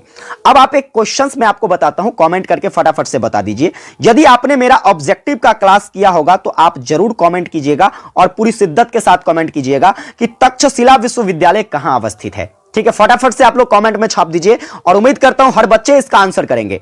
तो चरक के बारे में इतना तो आप जान लिए कि इनका जन्म जो है 300 ईसा पूर्व में हुआ था, कश्मीर में हुआ था और इन्होंने अपनी शिक्षा जो है तक्षशिला विश्वविद्यालय से पूर्ण करी थी। अब देखिए, चरक जो है भाई साहब यह चिकित्सा शास्त्र में जो है काफी फेमस माने जाते हैं। क्यों माने जाते हैं, क्योंकि यह चिकित्सा से जुड़े व्यक्ति हैं और यह कभी जो है कनिष्क राजा के दरबार के राजवैद्य हुआ करते थे। इतना ही नहीं, चरक जो है जिसे काय चिकित्सा का हम प्रणेता भी कहते हैं, क्या कहते हैं, याद रखिएगा, ऑब्जेक्टिव में आपसे पूछी जा सकती है कि काय चिकित्सा के जो प्रणेता है वह किसको कहा जाता है, तो चरक को कहा जाता है। और इन सभी चीजों के लिए चरक काफी फेमस थे चिकित्सा शास्त्र में। इसके साथ साथ ही इनकी एक रचना थी जिसका नाम था चरक संहिता। आपको प्रश्न यहां से भी ऑब्जेक्टिव में पूछे जा सकते हैं कि चरक संहिता के रचयिता कौन है, या चरक संहिता जो है यह किसकी रचना है, तो आप कहोगे चरक की रचना है, ठीक है। तो इनकी जो एक रचना थी चरक संहिता, जो कि चिकित्सा के क्षेत्र में जो है प्राचीन समय में जो है यह मासिक और मौलिक ग्रंथ माना जाता था। और यह सिर्फ प्राचीन समय में ही नहीं, इसका बहुत ज्यादा उपयोग जो है चिकित्सा शास्त्र में अभी भी देखने को मिलता है, क्योंकि सिर्फ एक कामों के लिए नहीं, इनका यह जो ग्रंथ था चरक संहिता, यह बहुत सारे वर्क में काम आते थे। जैसे कि यह जो ग्रंथ था यह शरीर की रचना से संबंधित बातें बताता था, साथ ही साथ गर्भावस्था से जुड़ी चीजों को भी बताता था, शिशु के जन्म से लेकर के उनके विकास तक के गतिविधियों को समझाने का प्रयास जो है चरक संहिता के द्वारा किया गया। साथ ही साथ कुष्ठ रोग, इसके बाद मिर्गी, इसके बाद ज्वर जिसे हम लोग बुखार कहते हैं, मन के रोग की चिकित्सा, इसके बाद रुचिकर स्वास्थ्य वर्धक भोज्य, यानी कि आपको क्या कहते हैं, तो स्वास्थ्य के लिए जो है किस प्रकार के भोजन की आवश्यकता है, उस प्रकार के जो है रुचिकर भोजन के बारे में भी बताया जाता था इसमें। इसके साथ साथ ही या इसके अंतर्गत जो है काफी सारे वनस्पति औषधियों का वर्णन किया गया है। तो इन सभी चीजों के बारे में जो है चरक संहिता में बताया गया है। तो कहीं ना कहीं कहा जाता है कि चरक संहिता जो है यह प्राचीन समय में तो काफी मौलिक ग्रंथ के रूप में जाने ही जाते थे, लेकिन इनका जो है अभी भी चिकित्सा शास्त्र में काफी ज्यादा प्रयोग किया जाता है। तो उम्मीद करता हूं आप इतनी बातों को अच्छी तरीके से समझ गए होंगे। एक बार हम लोग फिर से नजर डालेंगे और इन चीजों को जो है शॉर्टकट में समझने की कोशिश करेंगे। तो देखिए, फटाफट से मैं आपको बता दूं कि चरक जो है भाई साहब, जिनका जन्म 300 ईसा पूर्व में कश्मीर में होता है, इन्होंने अपनी शिक्षा जो है तक्षशिला में प्राप्त करी और इसे जो है काय चिकित्सा का क्या माना जाता है, प्रणेता माना जाता है। साथ ही साथ ये राजा कनिष्क के दरबार के राजवैद्य हुआ करते थे और यह चिकित्सा शास्त्र के काफी फेमस और काफी उल्लेखनीय व्यक्ति के रूप में जाने जाते हैं। इसकी एक रचना थी जिसका नाम था चरक संहिता, और चरक संहिता जिसे भाई साहब यह प्राचीन समय में एक मौलिक ग्रंथ के रूप में जाना जाता था और जिसका जो है अभी भी चिकित्सा शास्त्र में काफी ज्यादा प्रयोग देखने को मिलता है। इसके अंतर्गत जो है बहुत सारी ऐसी चीजों का समाधान, जैसे कि शारीरिक रचना, जैसे कि गर्भ स्थिति, जैसे कि शिशु का जन्म और उसके विकास से जुड़ी चीजें, कुष्ठ रोग, मिर्गी रोग, बुखार, इन सभी चीजों के बारे में जो है भाई साहब काफी डिटेल में वर्णित किया गया है, जिसके तहत क्या होता है, तो भाई साहब चिकित्सा शास्त्र में काफी मदद मिलती है। तो ये सारी बातें जो है चरक से रिलेटेड है। आपको जब भी ये प्रश्न पूछा जाए तो आप इन सभी चीजों को अच्छे तरीके से वर्णित कर सकते हो। देखिए, अगर आपको अच्छी तरीके से समझ में आ गया है तो ठीक है, अगर नहीं समझ में आ गया है तो आप क्या करोगे भाई साहब, 2 से 3 बार इस वीडियो को सुनने की कोशिश करोगे, ठीक है, और साथ ही साथ इसे लिखने की भी प्रैक्टिस करोगे, जिससे आपको सारी चीजें जो है क्लियर हो जाएगी। चलिए बात करते हैं आपका अगला प्रश्न क्या है। तो अगला प्रश्न भी आपके परीक्षा के दृष्टिकोण से इंपॉर्टेंट है, स्टार लगाइएगा प्रश्न पर। क्वेश्चन आपका कहता है योग को परिभाषित करें। अब योग भाई साहब, योग जानते हैं आप लोग, जिसे हम लोग व्यायाम के रूप में जानते हैं। किसके रूप में जानते हैं? व्यायाम के रूप में, कसरत जिसे हम लोग टूटी फूटी भाषाओं में, गांव घर की भाषाओं में कहते हैं। तो आपको कह रहा है योग को परिभाषित करें कि भाई साहब योग जो है हमारे जीवन में किस प्रकार से अपनी अहमियत रखता है, योग क्या है, हमें इसको बताना है। साथ ही साथ आपसे पूछा जा रहा है कि इसके महत्व क्या है। अभी मैंने आपको बताया क्या कि आपको यह भी बताना है इस प्रश्न के अंतर्गत कि योग जो है आपके जीवन में किस प्रकार से महत्व रखती है, क्या फायदे हैं, इसके क्या नुकसान हैं, ठीक है, इन सभी चीजों को जानेंगे। तो चलिए फटाफट से हम लोग जानते हैं योग के बारे में। तो देखो, योग जो है भाई साहब, जिसका शाब्दिक अर्थ क्या होता है, जरा समझिएगा ध्यान से। आप लोग बचपन में जोड़ पढ़े होंगे, क्या पढ़े होंगे? जोड़ पढ़े होंगे, जिसे योग कहा जाता है। क्या कहा जाता है? योग कहा जाता है। योग का शाब्दिक अर्थ होता है जुड़ना। क्या होता है? जुड़ना या जोड़ना, समझ गए? अर्थात हम कह सकते हैं कि यह एक प्रकार की वैसी आध्यात्मिक प्रक्रिया है जिसके अंतर्गत क्या होता है, तो भाई साहब शरीर और आत्मा को जो है एक रूप प्रदान करने का प्रयास किया जाता है। अब यहां पर बातें आपको क्लियर नहीं हुई होगी, लेकिन चलिए मैं इसको क्लियर करता हूं। देखिए, इसके जब आप व्यायाम करते हैं, जब आप योग करते हैं, कसरत करते हैं, तो इससे होता क्या है? इससे आपके शरीर के अंदर बहुत सारे परिवर्तन देखने को मिलते हैं। सबसे पहला चीज कि आपका मन जो है योग करने से शांत होता है। मन क्या होता है? शांत होता है। और जब मन शांत होगा तो यह आपके आत्मीय शक्ति को प्रदान करेगा। किसको प्रदान करेगा? आत्मीय शक्ति को प्रदान करेगा।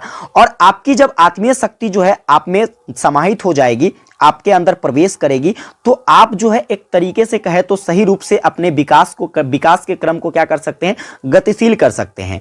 तो अर्थात हम कह सकते हैं कि योग जो है एक वैसा प्रक्रिया है जो हमारे शरीर के और आत्मा को जो है एक रूप प्रदान करने का काम करता है, उसे जोड़ने का काम करता है। इसके साथ साथ ही हम इसे दूसरे शब्दों में भी कह सकते हैं कि योग जो है यह मन को शब्दों से मुक्त रखती है। किसको?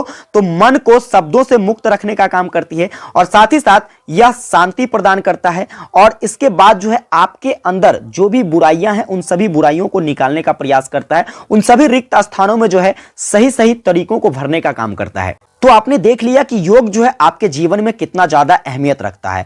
अब प्रश्न ने हमें कहा था कि योग के महत्व को लिखिए, तो हम लोग हेडलाइन बनाएंगे योग के महत्व। अब देखिए योग के महत्व क्या क्या है। तो अभी कुछ चीजें तो आपको क्लियर हो गई होगी कि योग हमारे जीवन में किस प्रकार अपनी भूमिका निभाता है।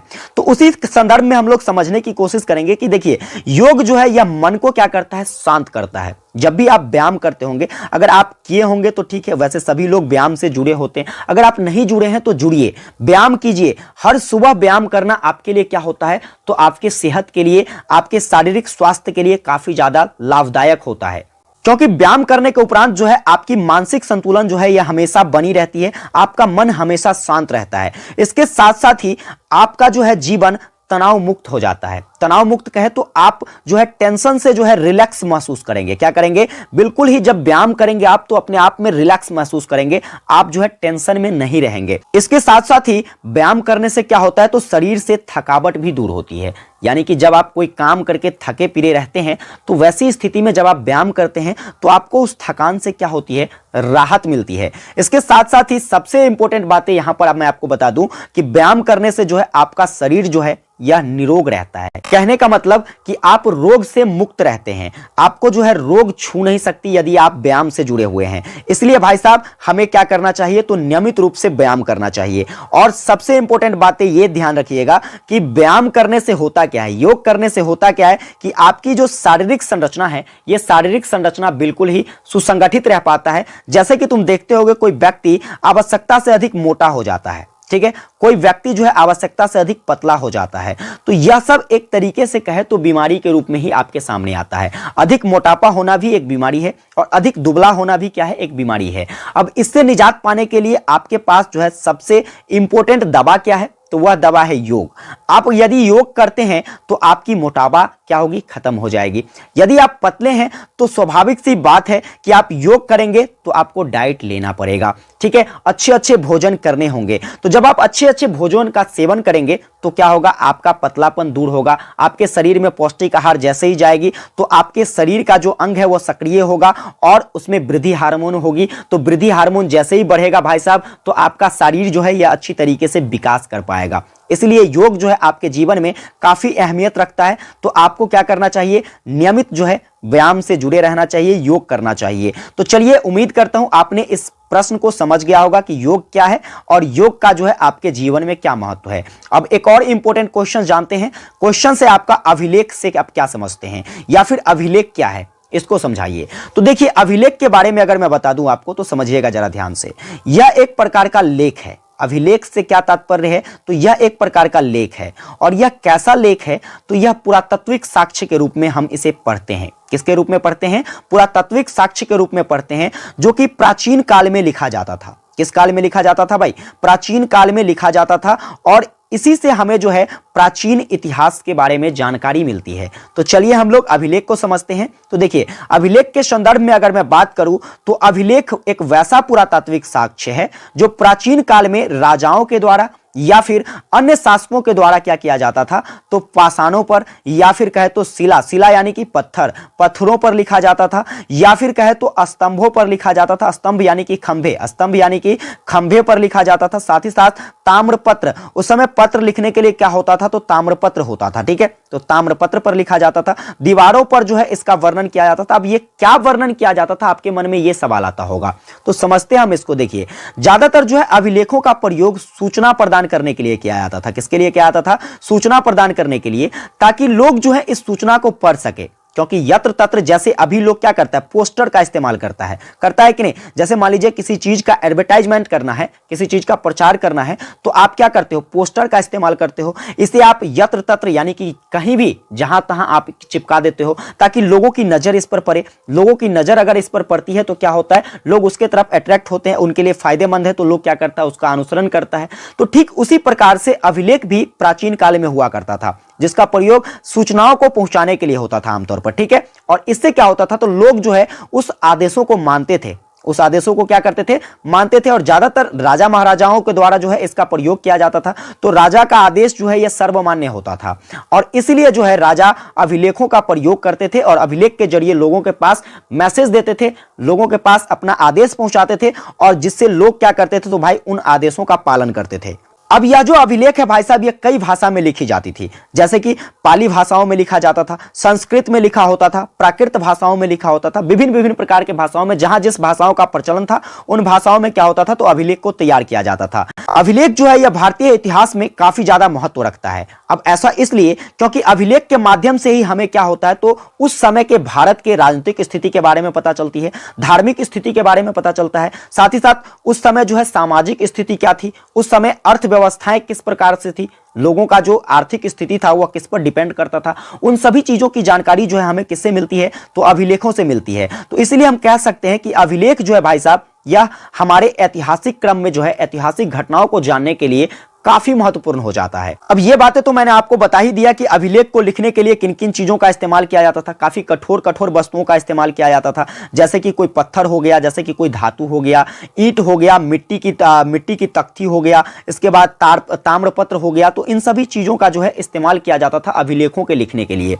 तो उम्मीद करता हूं अभिलेख से संबंधित आपको ये सारी जानकारी जो है अच्छी तरीके से समझ में आ गया होगा कि अभिलेख एक पुरातात्विक साक्ष्य है, जो कि प्राचीन समय में जो है राजा महाराजाओं के द्वारा या किसी शासकों के द्वारा क्या किया जाता था, तो पत्थरों पर लिखा जाता था, स्तंभों पर, ताम्रपत्रों पर, दीवारों पर, इन सभी चीजों पर जो है एक पोस्टर के रूप में इसका इस्तेमाल किया जाता था। ठीक है, जिससे क्या होता था, तो लोगों तक संदेश पहुंचाने का काम किया जाता था, अपना आदेश पहुंचाने का काम किया जाता था, और लोग जो है उन आदेशों का पालन किया करते थे। साथ ही साथ इसे कई भाषा में लिखी जाती थी। इतिहास में इसका काफी ज्यादा महत्व है, क्योंकि उस समय के जो ऐतिहासिक घटनाएं, उन सभी घटनाओं के बारे में जो जानकारी हमें मिलती है इन्हीं अभिलेखों से मिलता है। उम्मीद करता हूं आपको यह समझ में आ गई होगी। तो चलिए अब बात करते हैं अगले प्रश्न पर। तो आपका अगला जो क्वेश्चन है, मथुरा कला पर संक्षिप्त टिप्पणी करें। देखिए, यहां से दो प्रश्न बनाए जा सकते हैं। सबसे पहला प्रश्न आपसे पूछा जा सकता है मथुरा कला के बारे में, फिर पूछा जा सकता है आपसे गंधार कला के बारे में। तो मेरा मानना यह है कि आपके पेपर में भाई साहब मथुरा कला पूछा जाएगा। तो चलिए हम लोग मथुरा कला पर टिप्पणी कर लेते हैं कि आखिर मथुरा कला क्या है। ठीक है, इसका विकास किस क्रम में होता है या किस लिए फेमस है, हम इन चीजों को जानेंगे। इसका उत्पत्ति जो है कहां से होता है, हम इन सभी टॉपिक को जानने की कोशिश करेंगे। देखिए भाई साहब, मथुरा कला की अगर मैं बात करूं तो मथुरा कला जो है एक आदर्शवादी कला माना जाता है। क्या माना जाता है? एक आदर्शवादी कला माना जाता है और इसका विकास जो है 2री शताब्दी ईसा पूर्व में जो है शुरू हो गया था।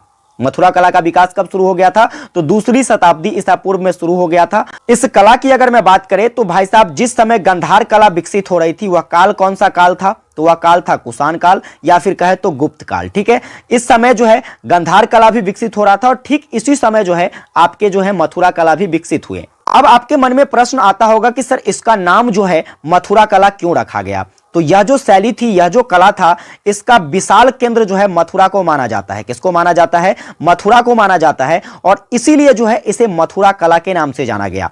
आगे हम लोग ध्यान रखेंगे कि यह जो मथुरा कला है इसका जो विकास होता है यह 2 शैलियों से मिलकर होता है। सबसे पहला तो आपको याद रखना है भरहुत कला से होता है और दूसरा जो है यह सांची कला से। इन 2 कलाओं को मिलाकर जो है क्या बनाया जाता है? तो मथुरा कला बनाया जाता है। अब यह कला जो है यह काफी विकसित क्यों हो गया, इतनी ज्यादा चर्चित क्यों हो गए? तो इस कला के अंतर्गत जो है जितने भी धर्म हुआ करते थे, जैसे बौद्ध धर्म, जैन धर्म, ये कई धर्मों के बारे में आपने पढ़ा होगा, उन सभी धर्मों की जो कृतियां हैं, उन सभी धर्मों की जो प्रतिमा है, इसका निर्माण जो है मथुरा कला के अंतर्गत किया गया। ठीक है, इसलिए यह काफी ज्यादा फेमस रहा। यहां पर देखिए मैंने नोट डाउन कर दिया है कि इस कला के अंतर्गत जो है विभिन्न धर्मों के प्रतिमाओं का क्या किया गया था? निर्माण किया गया था। साथ ही साथ मथुरा कला की बुद्ध मूर्ति जो कि काफी फेमस है, यानी कि गौतम बुद्ध की जो मूर्ति बनाई गई है भाई साहब, यह 2 स्थिति में बनाई गई है। सबसे पहला बैठी हुई स्थिति में, जिसे हम लोग सिंहासन कह सकते हैं। ठीक है, दूसरा जो है भाई साहब वह खड़ी हुई स्थिति में बनाई गई है, जिसमें खड़ी हुई स्थिति जो है मूर्ति की, वह भाई साहब काफी ज्यादा चर्चित है, क्योंकि जो खड़ी हुई मूर्ति है उसके पैरों के नीचे किसकी आकृति है? तो शेर की आकृति बनाई गई है, सिंह की आकृति बनाई गई है और यह जो है काफी चर्चित प्रतिमा है और इसीलिए जो है मथुरा कला क्या हो गया? तो भाई साहब फेमस कलाओं के रूप में जाना गया। इसके साथ साथ ही इस शैली में निर्मित जो मूर्तियां हैं यह कम से कम अलंकरण से बना हुआ है और साथ ही साथ इस कला से जो निर्मित मूर्तियां हैं, जो प्रतिमा हैं, उसमें वस्त्रों का बहुत कम उपयोग मिलता है, यानी कि बहुत कम वस्त्रों का प्रयोग करके जो है क्या बनाया गया है? तो इस कला की मूर्तियों का निर्माण किया गया है, प्रतिमाओं का निर्माण किया गया है। तो उम्मीद करता हूं आपको मथुरा कला समझ में आ गया होगा। जब भी पेपर में आएगा क्वेश्चंस तो आप बड़ी आसानी के साथ लिखोगे कि मथुरा कला एक आदर्शवादी कला है जिसका विकास 2री शताब्दी ईसा पूर्व में प्रारंभ होता है। यह कला जो है जिस समय गांधार कला विकसित हो रही थी वह काल था कुषाण काल या फिर कहे तो गुप्त काल था। इन कालों में गांधार कला भी विकसित हो रहा था और इसके साथ साथ ही मथुरा जैसे शहरों में जो है क्या हो रहा था? तो मथुरा कला का भी विकास हो रहा था। मथुरा को क्या कहा जाता है? तो मथुरा कला का विकास के विशाल केंद्र कहा जाता है। इसलिए जो है इसका नाम क्या पड़ा? तो भाई साहब मथुरा कला पड़ा। इस कला का जो निर्माण है, विकास जो है यह 2 शैलियों से होता है। पहला शैली जो है भरहुत शैली है और दूसरा जो है यह सांची शैली है। इस कला के अंतर्गत जो है विभिन्न धर्मों के प्रतिमाओं का निर्माण किया गया, जिसमें सबसे फेमस है बुद्ध की मूर्ति, गौतम बुद्ध की मूर्ति, जो कि 2 अवस्था में बनाई गई है। पहली अवस्था जो कि बैठी अवस्था है, दूसरी अवस्था जो कि आपका जो है खड़ी अवस्था है। खड़ी अवस्था इसलिए फेमस है कि खड़ी अवस्था की मूर्ति के साथ साथ जो है उसके पैरों के नीचे जो है क्या बनाया गया है? सिंह का जो है यह प्रतीक बनाया गया है। समझ गए? इसलिए यह काफी फेमस है। साथ ही साथ जो है इस कला में निर्मित जितनी भी प्रतिमाएं हैं उसमें अलंकरण है। साथ ही साथ इसके निर्माण में जो है काफी कम वस्त्रों का इस्तेमाल किया गया है। तो ये सारी जानकारी थी आपके मथुरा कला से रिलेटेड। अब आइए बढ़ते हैं आपके अगले प्रश्न की तरफ। देखिए अगला प्रश्न भी आपके परीक्षा के दृष्टिकोण से इंपॉर्टेंट है और क्वेश्चन कहता है प्राचीन नृत्य कला पर टिप्पणी करें। अब बात आ रही है किसकी? नृत्य कला की। तो देखिए नृत्य कला जो है यह काफी प्राचीन समय से भारत की एक पहचान रही है। काफी प्राचीन समय से इसलिए कह सकते हैं क्योंकि नृत्य कलाओं का जो है चर्चा आपको वेदों में भी देखने को मिलता है। ऐसा मानना है कि इस समय जो है वैदिक काल में भी भाई साहब कौन हुआ करते थे? नर्तकी हुआ करते थे। नर्तकी किसको कहते हैं? तो नाचने वाली को नर्तकी कहा जाता है। जैसे कि अभी आप लोग तो ऑर्केस्ट्रा देखते ही होंगे भाई साहब। ऑर्केस्ट्रा में कौन होता है? ज्यादातर जो है नाचने वाली लड़कियां होती है। ठीक उसी प्रकार से जो उस समय ज्यादातर आपको लड़कियों के रूप में नर्तकी मिलता था। क्या मिलता था? नर्तकी जिसे कहा जाता था, नाचने वाली जिसे कहा जाता था। तो ऐसा वैदिक काल में भी देखने को मिला है। साथ ही साथ हड़प्पा मोहनजोदड़ो के काल में भी, हड़प्पा समय में भी जो है, हड़प्पा काल में भी, इसके बाद मोहनजोदड़ो काल में भी आपको इसके साक्ष्य मिलते हैं। तो कहीं ना कहीं कहा जा सकता है कि भारत में जो है या नृत्य कला काफी पहले से विकसित है और इसका जो परंपरा है ये अभी भी क्या है तो विद्यमान है।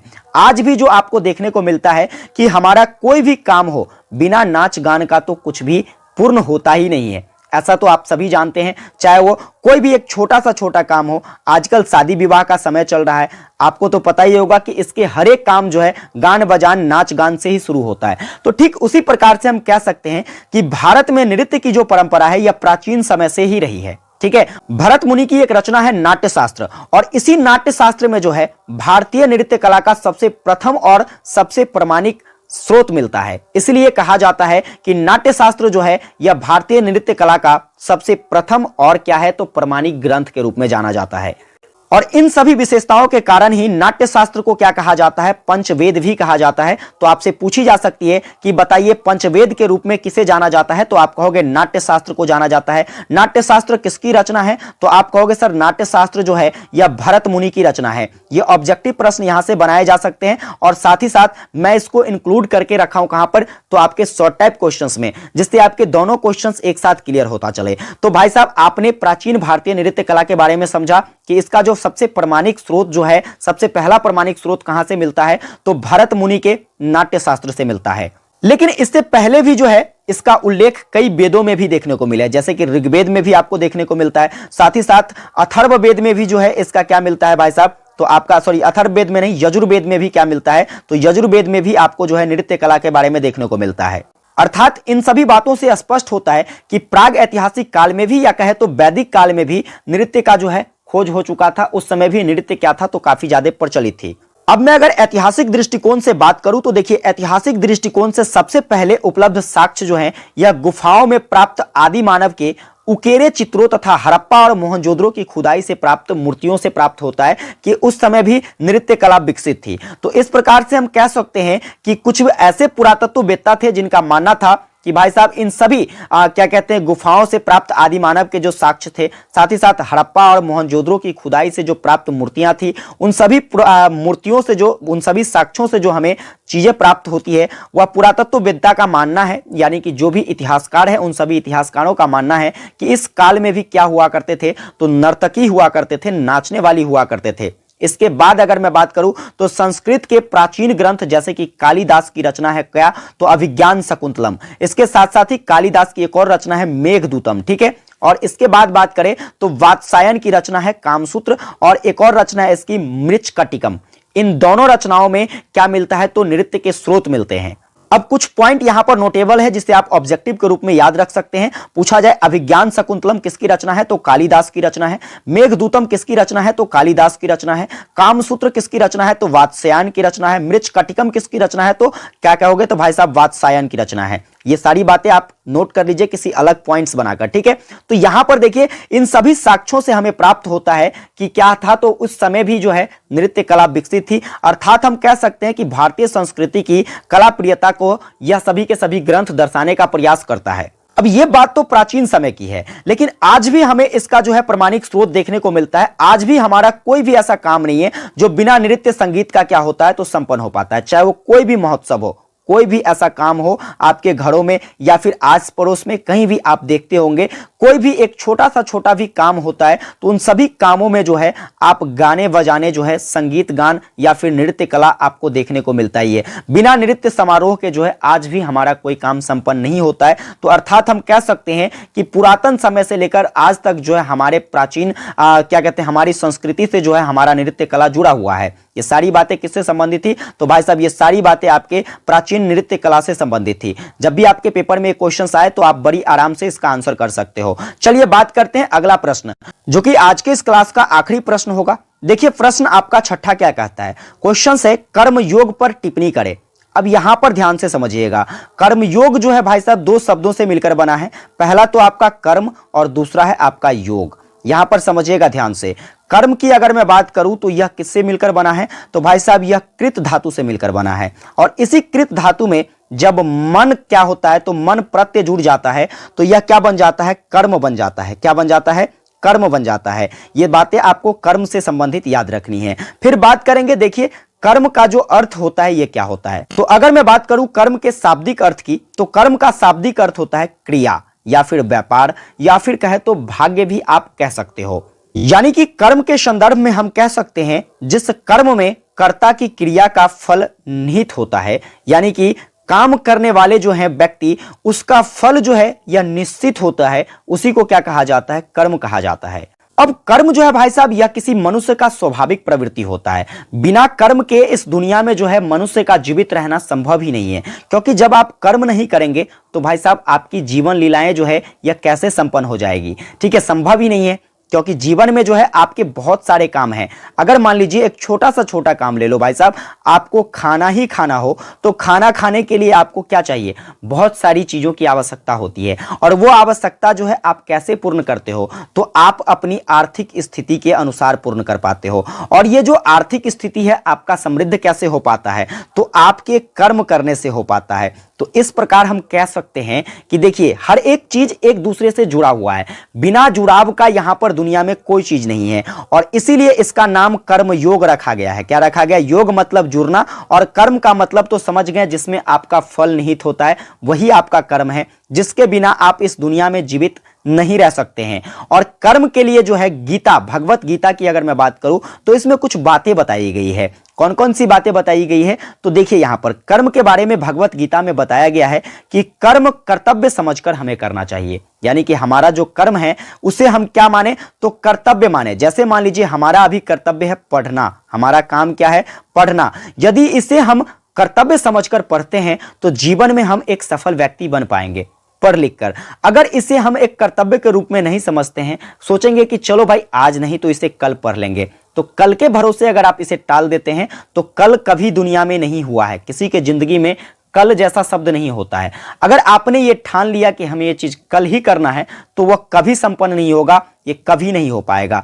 इसीलिए गीता में कहा गया है कि हमें कर्म को एक कर्तव्य के रूप में समझकर जो है क्या करना चाहिए? तो संपन्न करना चाहिए। दूसरी बातें कही गई है कि कार्य को बिना आसक्ति से करें। जो भी कार्य है भाई साहब, आपको क्या करना है? आसक्ति से करना है। साथ ही साथ कुछ और बातें कही गई है, परिणाम की चिंता तो कभी होना ही नहीं चाहिए। अब जैसे मान लीजिए मैं अभी आपको पढ़ा रहा हूं, इसमें बहुत सारे क्वेश्चंस मैंने आपको बताया है, ठीक है। अब कुछ स्टूडेंट्स के मन में आता होगा कि सर के द्वारा बताया गया क्वेश्चंस क्या पेपर में आएंगे? ठीक है, इस चीज का आप जो है कभी भी कल्पना अपने मन में मत करो। आप उस विश्वास के साथ पढ़ो जो कि हाँ मैं कर पाऊंगा, ये प्रश्न आपके पेपर में छपेंगे ही छपेंगे। अगर आप उस विश्वास के साथ पढ़ते हो तो ऐसा होगा, आप उस चीज को जरूर देख पाओगे कि ये प्रश्न जो है आपके पेपर में आ गया। लेकिन पहले ही यदि आप परिणाम की चिंता कर लो तो क्या होगा? आप इसे कर भी पाओगे ना भी कर पाओगे, आपके पेपर में आएगा भी ना भी आएगा। इसीलिए कहा गया कि कभी भी हमें कर्तव्य करने के दौरान जो है हमें अपने कर्म के फल की चिंता नहीं करनी चाहिए। अब ऐसा इसलिए नहीं करनी चाहिए कि देखो, परिणाम की जो चिंता है ये क्या करता है? आपके मन को विचलित कर देता है, और कभी भी जो है ऐसी स्थिति में आपका मन शांत नहीं रह पाता है। आप दो तरह से सोचना शुरू कर देते हो, एक तो पॉजिटिव सोचना शुरू कर देते हो, दूसरा नेगेटिव सोचना शुरू कर देते हो। तो जब दो तरह की बातें आपके माइंड में आना शुरू हो जाती है तो क्या होता है? आपका माइंड शांत नहीं रह पाता है, फिर जो है आपका कार्य जो है क्या हो जाएगा भाई साहब? कभी भी सफल नहीं हो पाएगा। एक बात और कही गई है, असफलता और सफलता को समबुद्धि से स्वीकार करें। चाहे आपकी वह असफलता ही क्यों ना हो, चाहे फिर आपकी सफलता ही क्यों ना हो, उसे कभी भी समान रूप से स्वीकार करना चाहिए। अब ऐसा इसलिए करना चाहिए कि देखिए, आपको जो है हर एक असफलता जो है आपको सफल होने का मार्ग दिखाकर जाता है। ये बात आप सभी जानते हैं, ठीक है। भले ही आप उसका जीवन में अनुसरण करते हो या ना करते हो। देखिए, असफल होकर जो व्यक्ति रुक गया उसकी जिंदगी वहीं रुक जाती है, लेकिन असफल होने के बाद उस असफलता से जो व्यक्ति ने सीख लिया कुछ भी कि हमने गलती कहां किया था, ठीक है, हमें ये चूक नहीं करनी चाहिए थी, फिर वह व्यक्ति जो है एक दिन जीवन में सफलता जरूर प्राप्त करेगा।